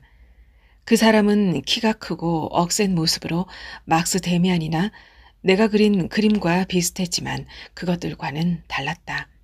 또 억세 보이기는 했으나 지극히 여성적이었다. 그 여인은 나를 끌어당겨 껴안고 깊고 무서운 사랑의 포옹을 했다. 환희와 공포가 뒤섞였다. 그 포옹은 신에 대한 봉사였으며 동시에 범죄였다. 나를 끌어안고 있는 이 모습 속에는 어머니에 대한, 그리고 내 친구 데미안에 대한 너무도 많은 추억이 유령처럼 호련히 나타났다 사라지곤 했다. 그 여인의 포옹은 온갖 외경심에 저촉되는 불순한 것이면서도 동시에 그지없이 행복한 것이었다. 이따금 나는 깊은 행복감을 느끼며 이 꿈에서 깨어났고 때로는 끔찍한 죄를 지은 것 같아 죽음에 대한 공포와 양심의 가책을 느끼면서 깨어났다. 서서히 그리고 무의식적으로 이처럼 몹시 내적인 영상과 외부로부터 내게 주어진 암시 사이에서 찾아가야 할 신에 대한 하나의 관련성이 생겨났다. 그리고 그 결합은 점점 더 좁혀지고 점점 더 친밀해져서 결국 나는 바로 이 예감의 꿈속에서 내가 아브락사스를 부르고 있다는 것을 느끼기 시작했다. 환희와 공포, 남자와 여자가 뒤섞이고 가장 성스러운 것과 추악한 것이 서로 얽힌, 그리고 아주 온화한 순진함 때문에 흠칫 놀라는 깊은 죄악. 이토록 뜨거운 것이 내 사랑의 꿈의 모습이었고 또한 아브락사스의 모습이었다. 사랑은 내가 처음에 두려워하며 느꼈던 것처럼 더 이상 야수적인 어두운 본능도 아니었고 또한 내가 베아트리체의 모습 속에서 구현했던 것처럼 경건하게 정신화된 숭배도 아니었다. 사랑은 그 두 가지 다였다. 두 가지 다. 그리고 그보다 훨씬 더 많은 것을 포함하고 있었다. 사랑은 천사의 모습이면서 악마였고 남자와 여자가 하나로 된 것이었으며 인간이면서 동물이었고 최선이면서 최악이었다. 나는 이런 모습의 삶을 살도록 정해진 것 같았고 이것을 맛보는 것이 내 운명이라고 생각했다. 나는 그것을 동경하면서도 두려움을 느꼈다. 그러나 그것은 언제나 있었다. 언제나 내 위에 존재하고 있었다. 이듬해 봄에 나는 김나지움을 졸업하고 대학에 진학하도록 되어 있었다. 나는 어디로 가서 무엇을 공부할지는 아직 알지 못했다. 내 입술 위에는 조금씩 수염이 자랐으며 나는 다 자란 어른이 되기는 했지만 전혀 어찌해야 할지 갈피를 잡지 못하고 있었고 목표도 없었다. 다만 한 가지 확실한 것이 있었으니 그것은 내 마음속에서 속삭이는 목소리와 그 꿈의 영상이었다. 나는 이것이 이끄는 대로 무작정 따라야 한다는 사명을 느꼈다. 그러나 그렇게 하는 것은 내게는 어려웠으며 나는 매일같이 반항했다. 혹시 나는 미쳐 있는 것일까? 혹시 나는 다른 사람들과는 같지 않은 것일까? 그렇게 생각한 적도 여러 번 있었다. 그러나 나는 다른 사람들이 할 수 있는 일들을 전부 다 해낼 수 있었다. 조금만 근면하고 노력을 기울이면 플라톤도 읽을 수 있었고 삼각법의 문제도 풀 수 있었고 화학적으로 분석하는 것도 따라갈 수 있었다. 다만 한 가지 내가 할 수 없는 것이 있었다. 그것은 다른 학생들처럼 나도 나의 내면에 깊이 감춰져 있는 목표를 끄집어내어 내 눈앞에 어딘가에 그려보는 일이었다. 다른 학생들은 교수나 법관, 의사나 예술가가 되고자 했으며 그렇게 되는데 얼마나 오래 걸리고 어떤 이점을 갖게 될지도 정확히 알고 있었다. 그러나 나는 그들처럼 할 수 없었다. 어쩌면 나도 언젠가는 그렇게 될 수 있을지도 모르지만 어떻게 내가 그것을 알 수 있겠는가. 어쩌면 나도 역시 여러 해 동안 그것을 찾고 또 찾았지만 결국 아무것도 되지 못하고 아무런 목표에도 도달하지 못했다. 어쩌면 나는 어떤 목표에 도달했을지도 모르지만 그것은 나쁘고 위험하고 무서운 것이었다. 나는 오직 나 자신 속에서 스스로 우러나오는 인생을 살아가려고 했을 뿐이다. 그것이 왜 그토록 어려웠던가. 가끔 나는 내 꿈속에서 본 강렬한 사랑의 모습을 그려보려고 시도했지만 한 번도 성공하지는 못했다. 만약 성공했더라면 그 그림을 데미안에게 보냈을 것이다. 그는 어디에 있었을까? 나는 알지 못했다. 나는 다만 그가 나와 연결되어 있다는 것만 알고 있었다. 그를 언제 다시 볼 수 있을까? 베아트리체의 시절에 몇 주일, 몇 달 동안을 지배하던 다정한 고요함은 오래전에 사라져버렸다. 그 당시 나는 어떤 섬에 도착했고 평화를 찾았다고 생각했다. 그러나 언제나 그랬다. 어떤 상태가 나에게 정당한 것이 되고 어떤 꿈이 나에게 즐거움을 주자마자 그것은 곧 시들해지고 텅 비게 되고 마는 것이었다. 사라져버린 것을 뒤늦게 탄식해도 소용없었다. 지금 나는 진정되지 않은 욕망과 긴장된 기대의 불길 속에 살고 있었다. 그 상태는 종종 나를 완전히 사납고 미치게 만들었다. 꿈속 애인의 모습을 나는 종종 지나치게 생생하게 내 손보다도 더 선명하게 보았으며 그것과 이야기하고 그 앞에서 울기도 하고 그것을 저주하기도 했다. 나는 그 모습을 어머니라고 불렀고 눈물을 흘리며 그 앞에서 무릎을 꿇기도 했다. 그것을 애인이라고 불렀고 그것에 성숙하고 모든 욕망을 충족시켜주는 입맞춤을 예감하기도 했다. 나는 그것을 악마, 매춘부, 흡혈귀, 그리고 살인자라고 불렀다. 그것은 나를 아주 부드러운 사랑의 꿈속으로 유혹하는가 하면 황폐하고 음탕한 행동으로 꼬여냈다. 그 사랑의 자태에는 지나치게 선한 것도 고귀한 것도 없었으며 또 지나치게 나쁜 것도 비속한 것도 없었다. 그의 겨울 동안 줄곧 나는 뭐라고 설명하기 어려운 마음의 폭풍 속에서 지냈다. 오랫동안 나는 고독에 익숙해져 있었으며 그것은 나를 압박하지 않았다. 나는 데미안과 매와 함께 살았고 나의 운명이면서 나의 애인이었던 그 커다란 꿈속의 환상과 함께 살았다. 그것들 속에서 사는 것으로 충분했다. 왜냐하면 모든 것이 위대하고 넓은 세계를 향해 있었으며 모든 것이 아브락사스를 가리키고 있었기 때문이다. 그러나 이런 꿈의 어느 하나도 내 생각에 어느 하나도 내 마음대로 되지 않았고 내가 불러낼 수도 없었다. 그 어떤 것에도 내가 원하는 대로 색채를 부여할 수 없었다. 그것들 스스로 다가와서 나를 붙잡으면 나는 그것들에게 지배당하고 그것들에 의해서 살아가게 되는 것이었다. 나는 외적으로는 안전한 상태에 있었다. 나는 사람들에게 아무런 두려움도 갖지 않았다. 내 동급생들도 그것을 알고서 나에게 은연중에 존경을 보였는데 그것은 나에게 종종 미소를 자아내게 했다. 나는 하려고 마음만 먹으면 친구들 대다수의 속을 훤히 꿰뚫어 보고 그렇게 해서 이따금 그들을 깜짝 놀라게 할 수도 있었다. 그렇지만 나는 그런 일을 아니 결코 하려고 하지 않았고 언제나 오직 나 자신에게만, 오직 나 자신의 일에만 몰두했다. 그리고 이제는 마침내 조금 살아볼 것을, 즉 뭔가 나 자신에게서 꺼내어 세상에 주고 그 세상과 관계를 맺고 투쟁하기를 나는 몹시 갈망했다. 이따금 저녁에 거리를 돌아다니다가 불안해져서 자정까지 집에 돌아올 수 없게 될 때면 가끔 나는 이제라도 나의 애인과 만나게 되리라. 그녀는 다음 모퉁이를 돌아가서 다음 창가에서 나를 부르리라고 생각했다. 어떤 때는 이런 모든 일들이 못 견딜 만큼 괴롭게 여겨져서 자살하고 싶은 마음이 들 때도 있었다. 그러던 무렵 나는 독특한 도피처를 발견했다. 말하자면 우연히 그렇게 되었다. 그러나 그런 우연이라는 것은 없다. 무언가를 절실히 필요로 하던 사람이 그것을 발견하게 되면 그것을 그에게 주는 것은 우연이 아니다. 그 자신의 욕구와 필연이 그가 그것을 발견하도록 이끈 것이다.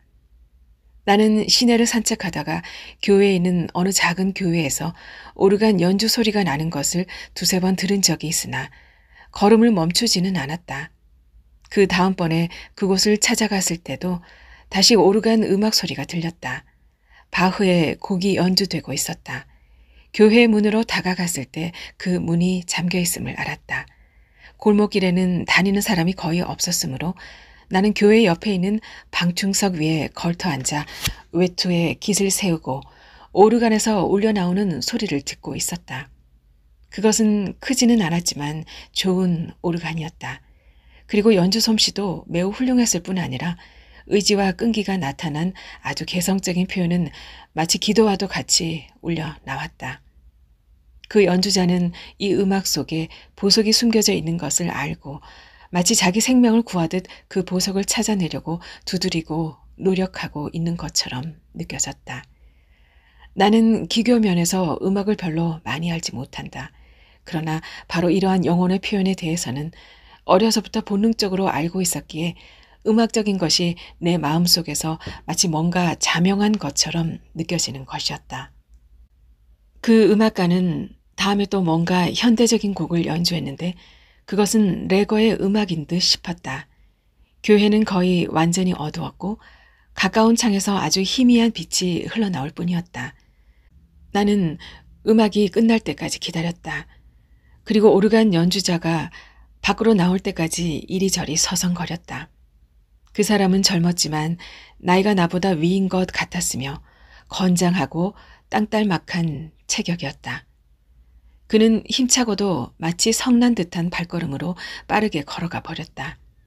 그 이후로 나는 가끔 저녁 시간이 되면 그 교회 앞에 가서 앉아있거나 이리저리 서성거리곤 했다.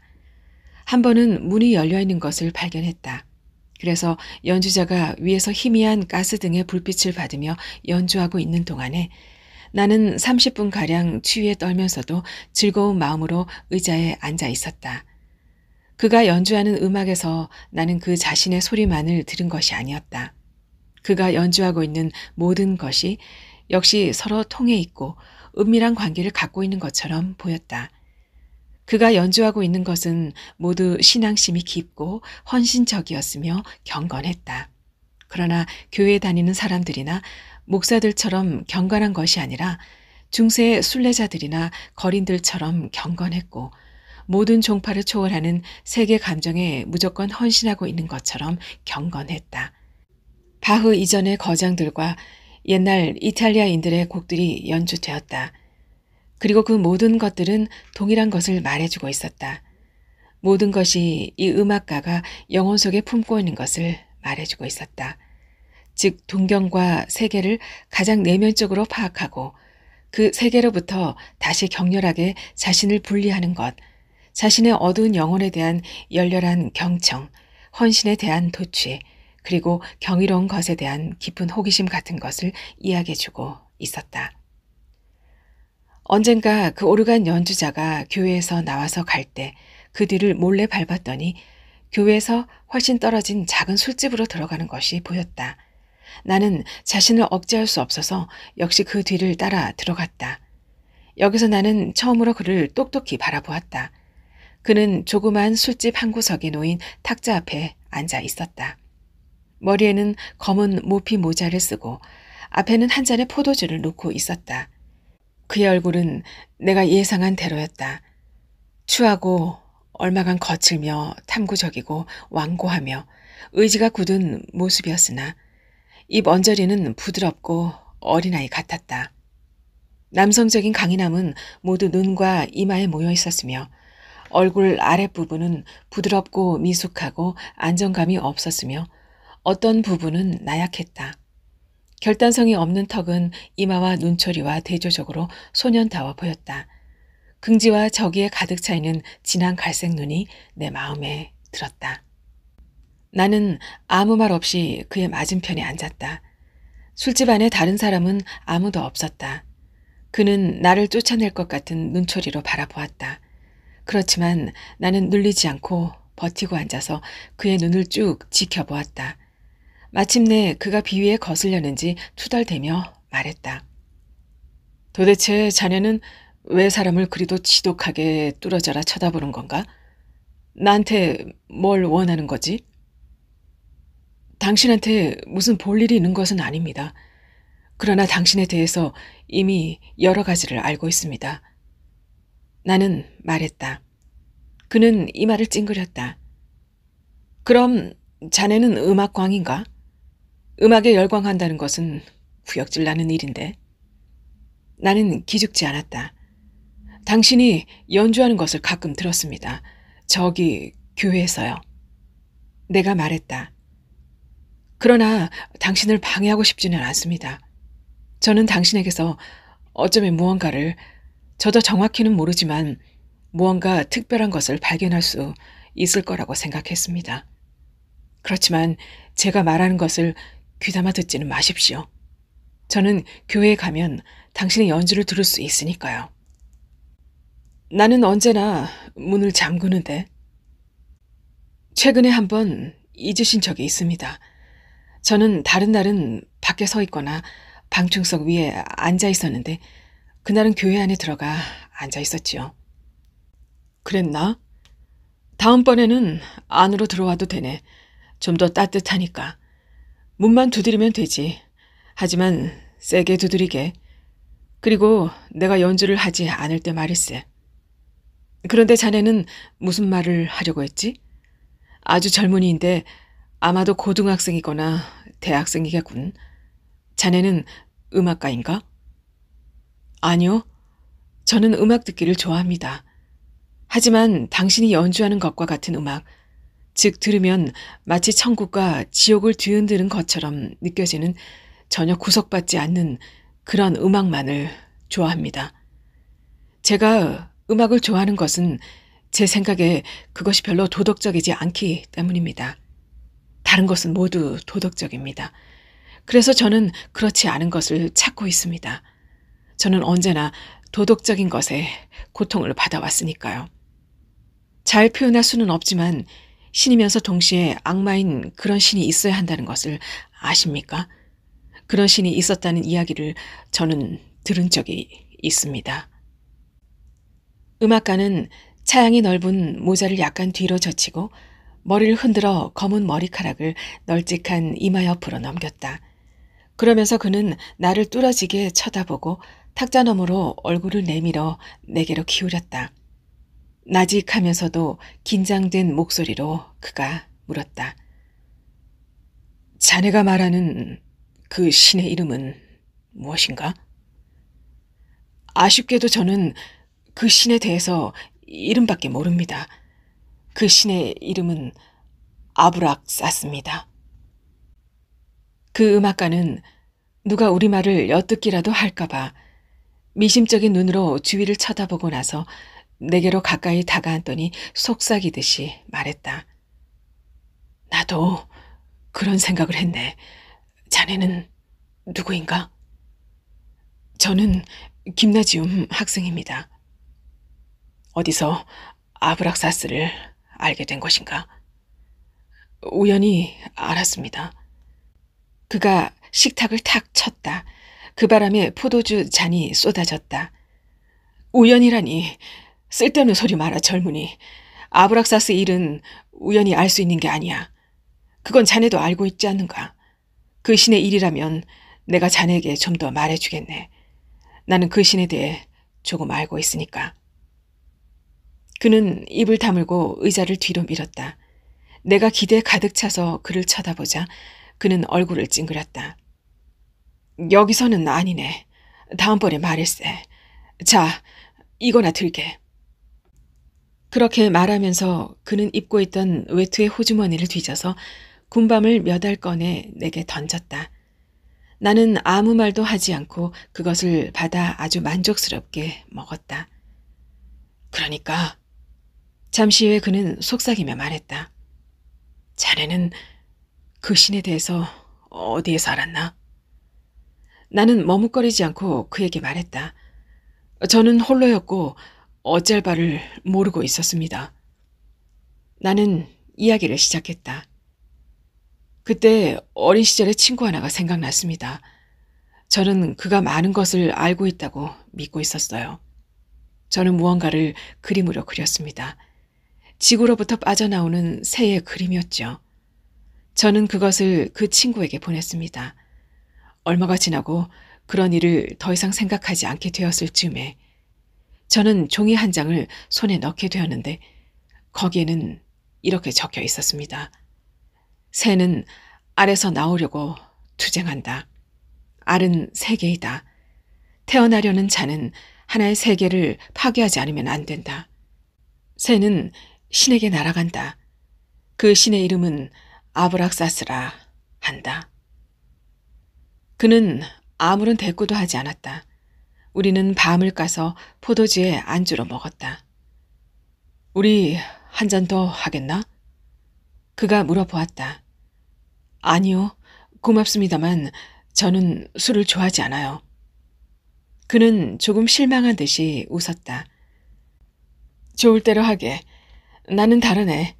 여기에 좀 더 있고 싶은데 이제 가보게.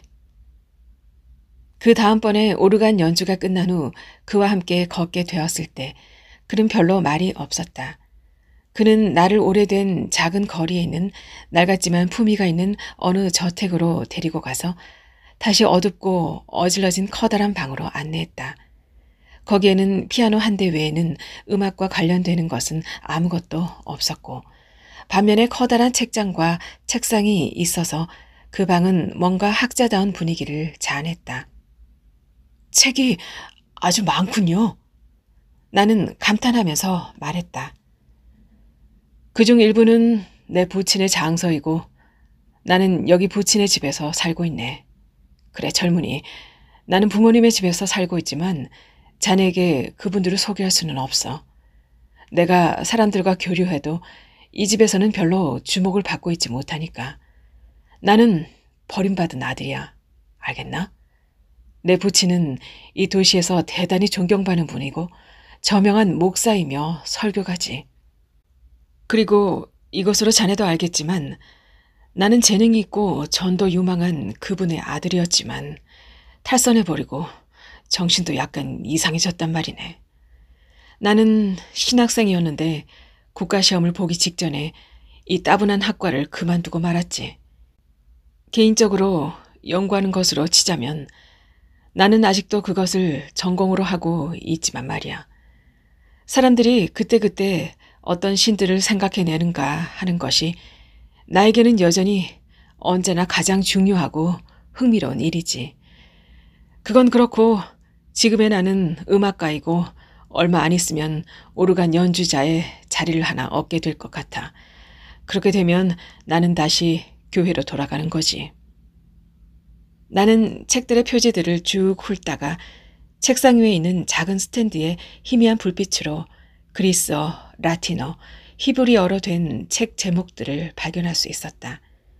그동안의 나의 새 친구는 어둠 속에서 벽쪽의 방바닥에 누워서 무언가에 몰두하고 있었다. 이리 오게. 잠시 후에 그가 소리쳤다. 우리는 이제 철학 연습을 조금 해보지. 그 말은 입을 다물고 엎드려서 생각을 하자는 것이야. 그는 성냥을 켜서 그의 앞에 있는 벽난로 속에 종이와 장작에다 불을 붙였다. 불길이 활활 타올랐다. 그는 매우 정성을 들여 불을 휘젓고 장작을 보탰다. 나는 그의 곁에 가서 다 떨어진 양탄자 위에 몸을 눕혔다. 그는 불 속을 응시하고 있었는데 나도 그 불에 이끌렸다. 우리는 말없이 아마 1시간 정도 엎드려서 불타오르는 장작불을 바라보고 있었다. 그 불길이 타오르고 활활 소리를 내고 가라앉고 구부러지고 펄럭거리고 가물거리다가 마침내 조용히 사그라지는 불꽃이 되어 바닥에 쌓이는 것을 바라보았다. 불을 숭배하는 배화교도 인간이 발명한 것 중에서 그리 어리석은 것은 아니지. 그는 혼잣말처럼 한 차례 중얼거렸다. 그 외에 우리 두 사람 중 누구도 말을 하지 않았다. 나는 멍한 눈으로 불을 응시했고 몽상과 정적 속으로 가라앉았다. 나는 연기 속에서 떠도는 모습들과 제 속의 형상들을 보고 있었다. 한 번은 깜짝 놀랐다. 내 친구가 약간의 송진을 불 속에 던져넣자 작고 가느다란 불꽃이 솟아올랐는데 나는 그 속에서 노란 매의 형상을 한 새를 보았던 것이다. 점차 꺼져가는 난로불 속에서 금빛으로 타오르는 불꽃심이 그물처럼 모아지고 글자들과 형상들이 나타나고 얼굴, 동물, 식물, 곤충, 뱀들에 대한 추억이 되살아났다. 정신을 차리고 옆에 친구를 바라보니 그는 턱을 두 주먹 위에 받치고 열정적으로 몰입한 채 제 속을 뚫어져라 쳐다보고 있었다. 저는 이제 가야겠습니다. 내가 나지막하게 말했다. 그래, 그럼 가보도록 하게. 또 만나세. 그는 일어나지 않았다. 그리고 램프가 꺼져 있었기 때문에 나는 깜깜해진 방과 어두운 복도와 계단을 힘들여 더듬거리면서 지나 이 저주받은 낡은 집 밖으로 나왔다. 거리에 나오자 나는 걸음을 멈추고 그 낡은 집을 올려다보았다. 어느 창문에도 불이 켜져 있지 않았다. 문 앞에는 노쇠로 된 작은 문패가 가스등의 불빛 속에서 반짝이고 있었다. 거기에 피스토리우스 주임 목사라고 쓰인 글을 나는 읽어보았다. 집에 돌아와 저녁을 먹은 뒤에 내 작은 방 안에 혼자 앉아 있게 되었을 때야 비로소 나는 아브락사스에 관해서도 그 밖에 다른 일에 대해서도 피스토리우스에게서 듣지 못했으며 우리가 함께 나눈 말이 10마디도 채 안 된다는 생각이 떠올랐다. 그러나 나는 그의 집을 방문한 일에 매우 만족했다. 그리고 다음번에는 그가 옛날 오르간 음악 중에서도 가장 뛰어난 북스테후테의 파사칼리아 한 곡을 나에게 연주해 주기로 약속했다. 나도 모르는 사이에 오르간 연주자 피스토리우스는 그의 우울한 은둔자의 방 안에서 내가 그와 함께 벽난로 앞에 바닥에 누워 있었을 때 이미 나에게 첫 강의를 해주었던 것이다.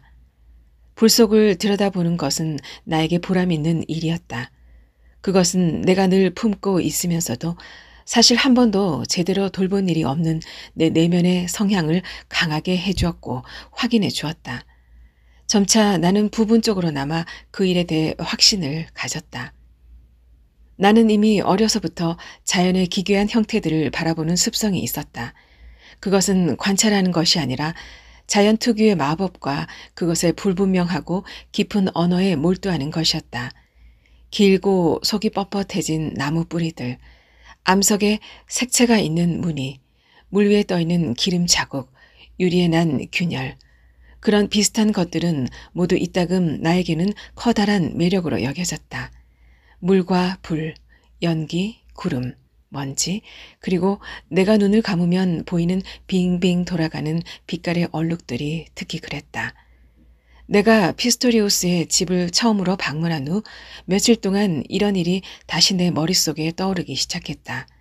왜냐하면 나는 그 후로 어느 정도 강해지고 즐거워졌음을, 그리고 내 감정이 고조됨을 느꼈는데 그것이 오로지 그 타오르던 불을 오래 응시한 덕택임을 알았기 때문이다. 불을 응시하는 일은 이상하게도 기분 좋고 마음을 풍요롭게 해 주었다. 지금까지 내가 본래 갖고 있던 인생의 목표로 가는 길에서 발견한 몇 가지 경험에 새로운 경험이 추가되었다. 즉 그러한 형상들을 관찰하고 비합리적이고 구불구불 불분명하고 진기한 자연의 형태들이 몰입하는 일은 우리들 자신의 마음이 이러한 여러 형태들을 만들어내는 의지와 일치하고 있다는 느낌을 우리 안에 생겨나게 한다. 그러면 이윽고 우리들은 그런 형상들을 우리들 자신의 기분이며 우리들 자신이 창조한 거라고 생각하고 싶은 유혹을 느낀다. 우리는 우리와 자연 사이의 경계가 흔들리고 풀어져 버리는 것을 보며 또 우리들의 망막에 나타나는 형상들이 외부로부터 받은 인상에서 오는 것인지 아니면 내부의 인상에서 오는 것인지 모르겠는 기분을 느끼게 된다. 우리가 어느 정도의 창조자이며 우리 영혼이 세계의 부단한 창조에 어느 정도 참여하고 있는지를 발견하는 데는 이런 연습처럼 간단하고 쉬운 방법은 또 없다. 오히려 어쩌면 우리 내면에서 활동하고 있는 신과 그리고 자연 속에서 활동하고 있는 신은 바로 이 나뉘지 않은 동일한 신성일 것이다. 그리고 만약 외부의 세계가 무너진다면 우리들 중에 누군가가 그것을 재건할 수가 있을 것이다. 왜냐하면 산이나 강, 나무, 잎사귀, 뿌리, 꽃 같은 자연 속에 있는 모든 형상들은 우리들의 내면에서 미리 그 원형이 만들어져 있으며 그 본질은 영원하지만 우리가 그 본질을 알지 못하는 영혼으로부터 유래하는 것이기 때문이다. 그러나 그 본질은 대개는 사랑의 힘과 창조력으로 우리에게 느껴지게 된다. 몇 해가 지나고 난 후에 비로소 나는 이와 같은 관찰이 어느 책에서 증명되고 있음을 발견했다. 그것은 레오나르도 다빈치가 쓴 책으로 일찍이 그는 많은 사람들이 침을 뱉은 벽을 바라보는 것이 얼마나 재미있고 흥미를 유발하는 일인지에 대해서 이야기했다. 축축해진 벽 위에 난 그 얼룩들을 바라보면서 그는 피스토리우스와 내가 불 앞에서 느꼈던 것과 똑같은 것을 느꼈던 것이다. 다음번에 우리가 만났을 때 그 오르간 연주자는 한 가지 설명을 해주었다. 우리는 우리 개성의 한계를 늘 지나치게 좁게 규정짓고 있다네. 우리는 서로 개별적으로 구분하고 각자의 개성이 다른 사람과 다르다고 인식하는 것만을 개성으로 간주하려고 하지. 그러나 우리는 누구든지 세계를 구성하고 있는 모든 요소들로 구성되어 있으며 또 우리의 육체가 어류까지 아니 그보다 훨씬 더 오래 거슬러 올라가는 진화의 계보를 안에 지니고 있는 것과 마찬가지로 우리의 영혼 속에도 인간의 영혼 속에서 살았던 모든 것들이 깃들어 있는 것이라네. 이제까지 존재했던 모든 신들과 악마들은 그것들이 그리스인들의 것이든 중국인들의 것이든 아니면 줄루 카피르인들의 것이든 모두 우리들 안에도 있으며 가능성으로서 소망으로서 또는 탈출구로서 존재하고 있는 것이지. 만약에 전 인류가 멸망하고 아무런 교육도 받지 못하고 재능도 별로 없는 어린아이 한 명만 남겨지더라도 이 아이는 사물들이 거쳐온 모든 과정을 다시 찾아낼 것이며 그 아이는 모든 신들과 악마들, 천국, 계명과 금지된 제도, 구약 성서와 신약 성서 등 모든 것들을 다시 창조해낼 수 있을 것이네. 네, 좋습니다. 이렇게 말하면서 나는 이 일을 제기했다. 그렇다면 개인의 가치는 어디에 있습니까? 만약에 우리가 모든 것을 우리 안에 가지고 있다면 우리는 왜 여전히 노력을 하고 있는 것입니까? 잠깐만. 피스토리우스는 격렬하게 소리쳤다. 자네가 그저 세계를 자네 내부에 지니고 있느냐, 아니면 자네가 그것에 대해서 또한 의식하고 있느냐 하는 것은 큰 차이가 있네. 어느 미치광이가 플라톤을 연상시키는 사상을 만들어낼 수도 있고, 헤른후트파 학교에 다니는 신앙심 깊은 조그만 학생이 그노시스파나 조로아스터파에서 나타나는 심오한 신화적인 연관성을 창조적으로 생각할 수도 있지. 그렇더라도 그들은 그런 것에 대해서 아무것도 모르고 있는 것일세. 그것에 대해서 인식하지 못하는 한 그들은 나무나 돌, 기껏해야 짐승 같은 것일 뿐이야. 그러나 이 인식의 첫 불꽃이 밝혀지면 그들은 인간이 되는 것이네. 물론 자네는 길을 걷고 있는 두 발 가진 자들을 단순히 그들이 똑바로 걸어 다니고 또 그들의 뱃속에 아이를 9달 동안 품고 다닌다고 해서 모두 다 인간이라고 생각하지는 않겠지? 그들 중에 얼마나 많은 자들이 물고기나 양, 벌레나 거머리며 얼마나 많은 자들이 개미이고 꿀벌인지를 자네는 알고 있을 거야. 이제 그들 각자에게는 인간이 될 가능성이 깃들어 있지만 그들이 그것을 예감하고 부분적으로 인식하기 시작할 때 비로소 이 가능성은 그들의 것이 되는 것이지. 우리가 나누는 대화는 대략 이런 식이었다. 그 대화가 내게 완전히 새로운 것, 전적으로 놀랄 만한 무엇을 가져다 주는 일은 드물었다. 그러나 가장 진부한 대화조차도 모든 것이 꾸준한 망치질로 나의 내면에 있는 한 지점을 계속적으로 조금씩 두드리는 것이었다. 이 모든 대화가 나의 형성에 도움이 되었고 모든 것이 내가 허물을 벗고 알 껍데기를 부수는 일에 도움을 주었다. 그리고 대화할 때마다 나는 머리를 조금씩 더 높이, 조금씩 더 자유롭게 치켜들게 되어 마침내 나의 노란색 새가 산산이 부서진 세계 껍질을 뚫고 그 아름다운 맹금의 머리를 불쑥 내미는 것이었다. 종종 우리는 서로의 꿈에 대해서도 이야기했다. 피스토리우스는 꿈을 해몽할 줄 알았다. 놀라운 예 하나가 지금 막 내 기억에 떠오른다. 언젠가 나는 꿈을 꾸었다. 그 꿈속에서 나는 날 수 있었는데 내 마음대로 되지 않은 힘에 의해 어느 정도 크게 도약하면서 공중으로 내동댕이 쳐진 것이었다.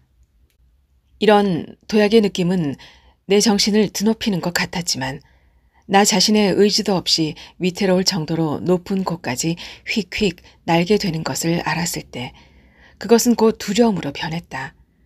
그때 나는 숨을 멈추었다가 길게 토해내는 식으로 나의 상승과 하강을 조절할 수 있다는 고원 같은 발견을 했다. 그 꿈에 대해서 피스토리우스는 말했다. 자네를 날게 만든 도약, 그것은 누구나 다 가지고 있는 우리 인류의 위대한 보배야. 그것은 모든 힘의 근원과 연결되어 있다는 느낌이지만 그럴 때는 곧 두려워지게 마련이지. 너무나 위태롭기 때문일세. 그렇기 때문에 대부분의 사람들은 나는 것을 단념하고 법규대로 보통 사람들이 가는 길을 걸어가게 되는 것이지. 그런데 자네는 아니네. 자네는 유능한 청년답게 계속 날고 있어.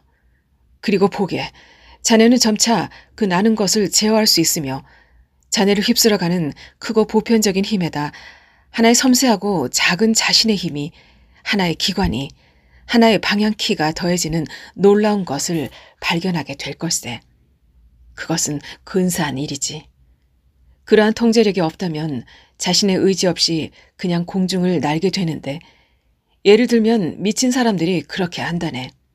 그들에게는 일반 보도 위를 걸어다니는 사람들보다 더 깊은 예감이 주어져 있기는 하지. 그러나 그들은 거기에 맞는 열쇠와 방향키가 없어서 바닥이 없는 심연으로 쑥 빠져버리고 만다네. 그러나 자네는, 싱클레어, 자네는 그 일을 해내고 있어. 그런데 어떤가? 자네는 아직도 그것을 전혀 깨닫지 못하는가? 자네는 그것을 새로운 기관, 즉 하나의 호흡 조절기를 가지고 해내고 있다네. 그리고 이제 자네의 영혼이 그 심연 속에서는 개인적인 것이 아님을 자네는 알게 될 거야. 이런 조절기를 고안해낸 것은 자네의 영혼이 아니니까. 그것은 새로운 것이 아니네. 그것은 빌려온 것으로 수천 년 전부터 존재하는 것이지. 그것은 물고기의 평형기관, 즉 불회라네. 그리고 실제로 이 불회가 동시에 일종의 허파가 되어서 경우에 따라서는 제대로 숨을 쉬는 데 이용하는 희귀하고 보수적인 물고기가 오늘날에도 몇몇 종류가 있지. 그러니까 자네가 꿈속에서 비상할 때 기포로 사용한 허파와 한치도 다르지 않고 똑같은 거라네. 그는 내게 동물학 책까지 한 권 가져와 그 원시적 물고기들의 이름과 그림들도 보여주었다. 나는 나의 내면에 진화 단계 초기의 기능이 살아있다는 것을 일종의 야릇한 전율과 함께 느꼈다.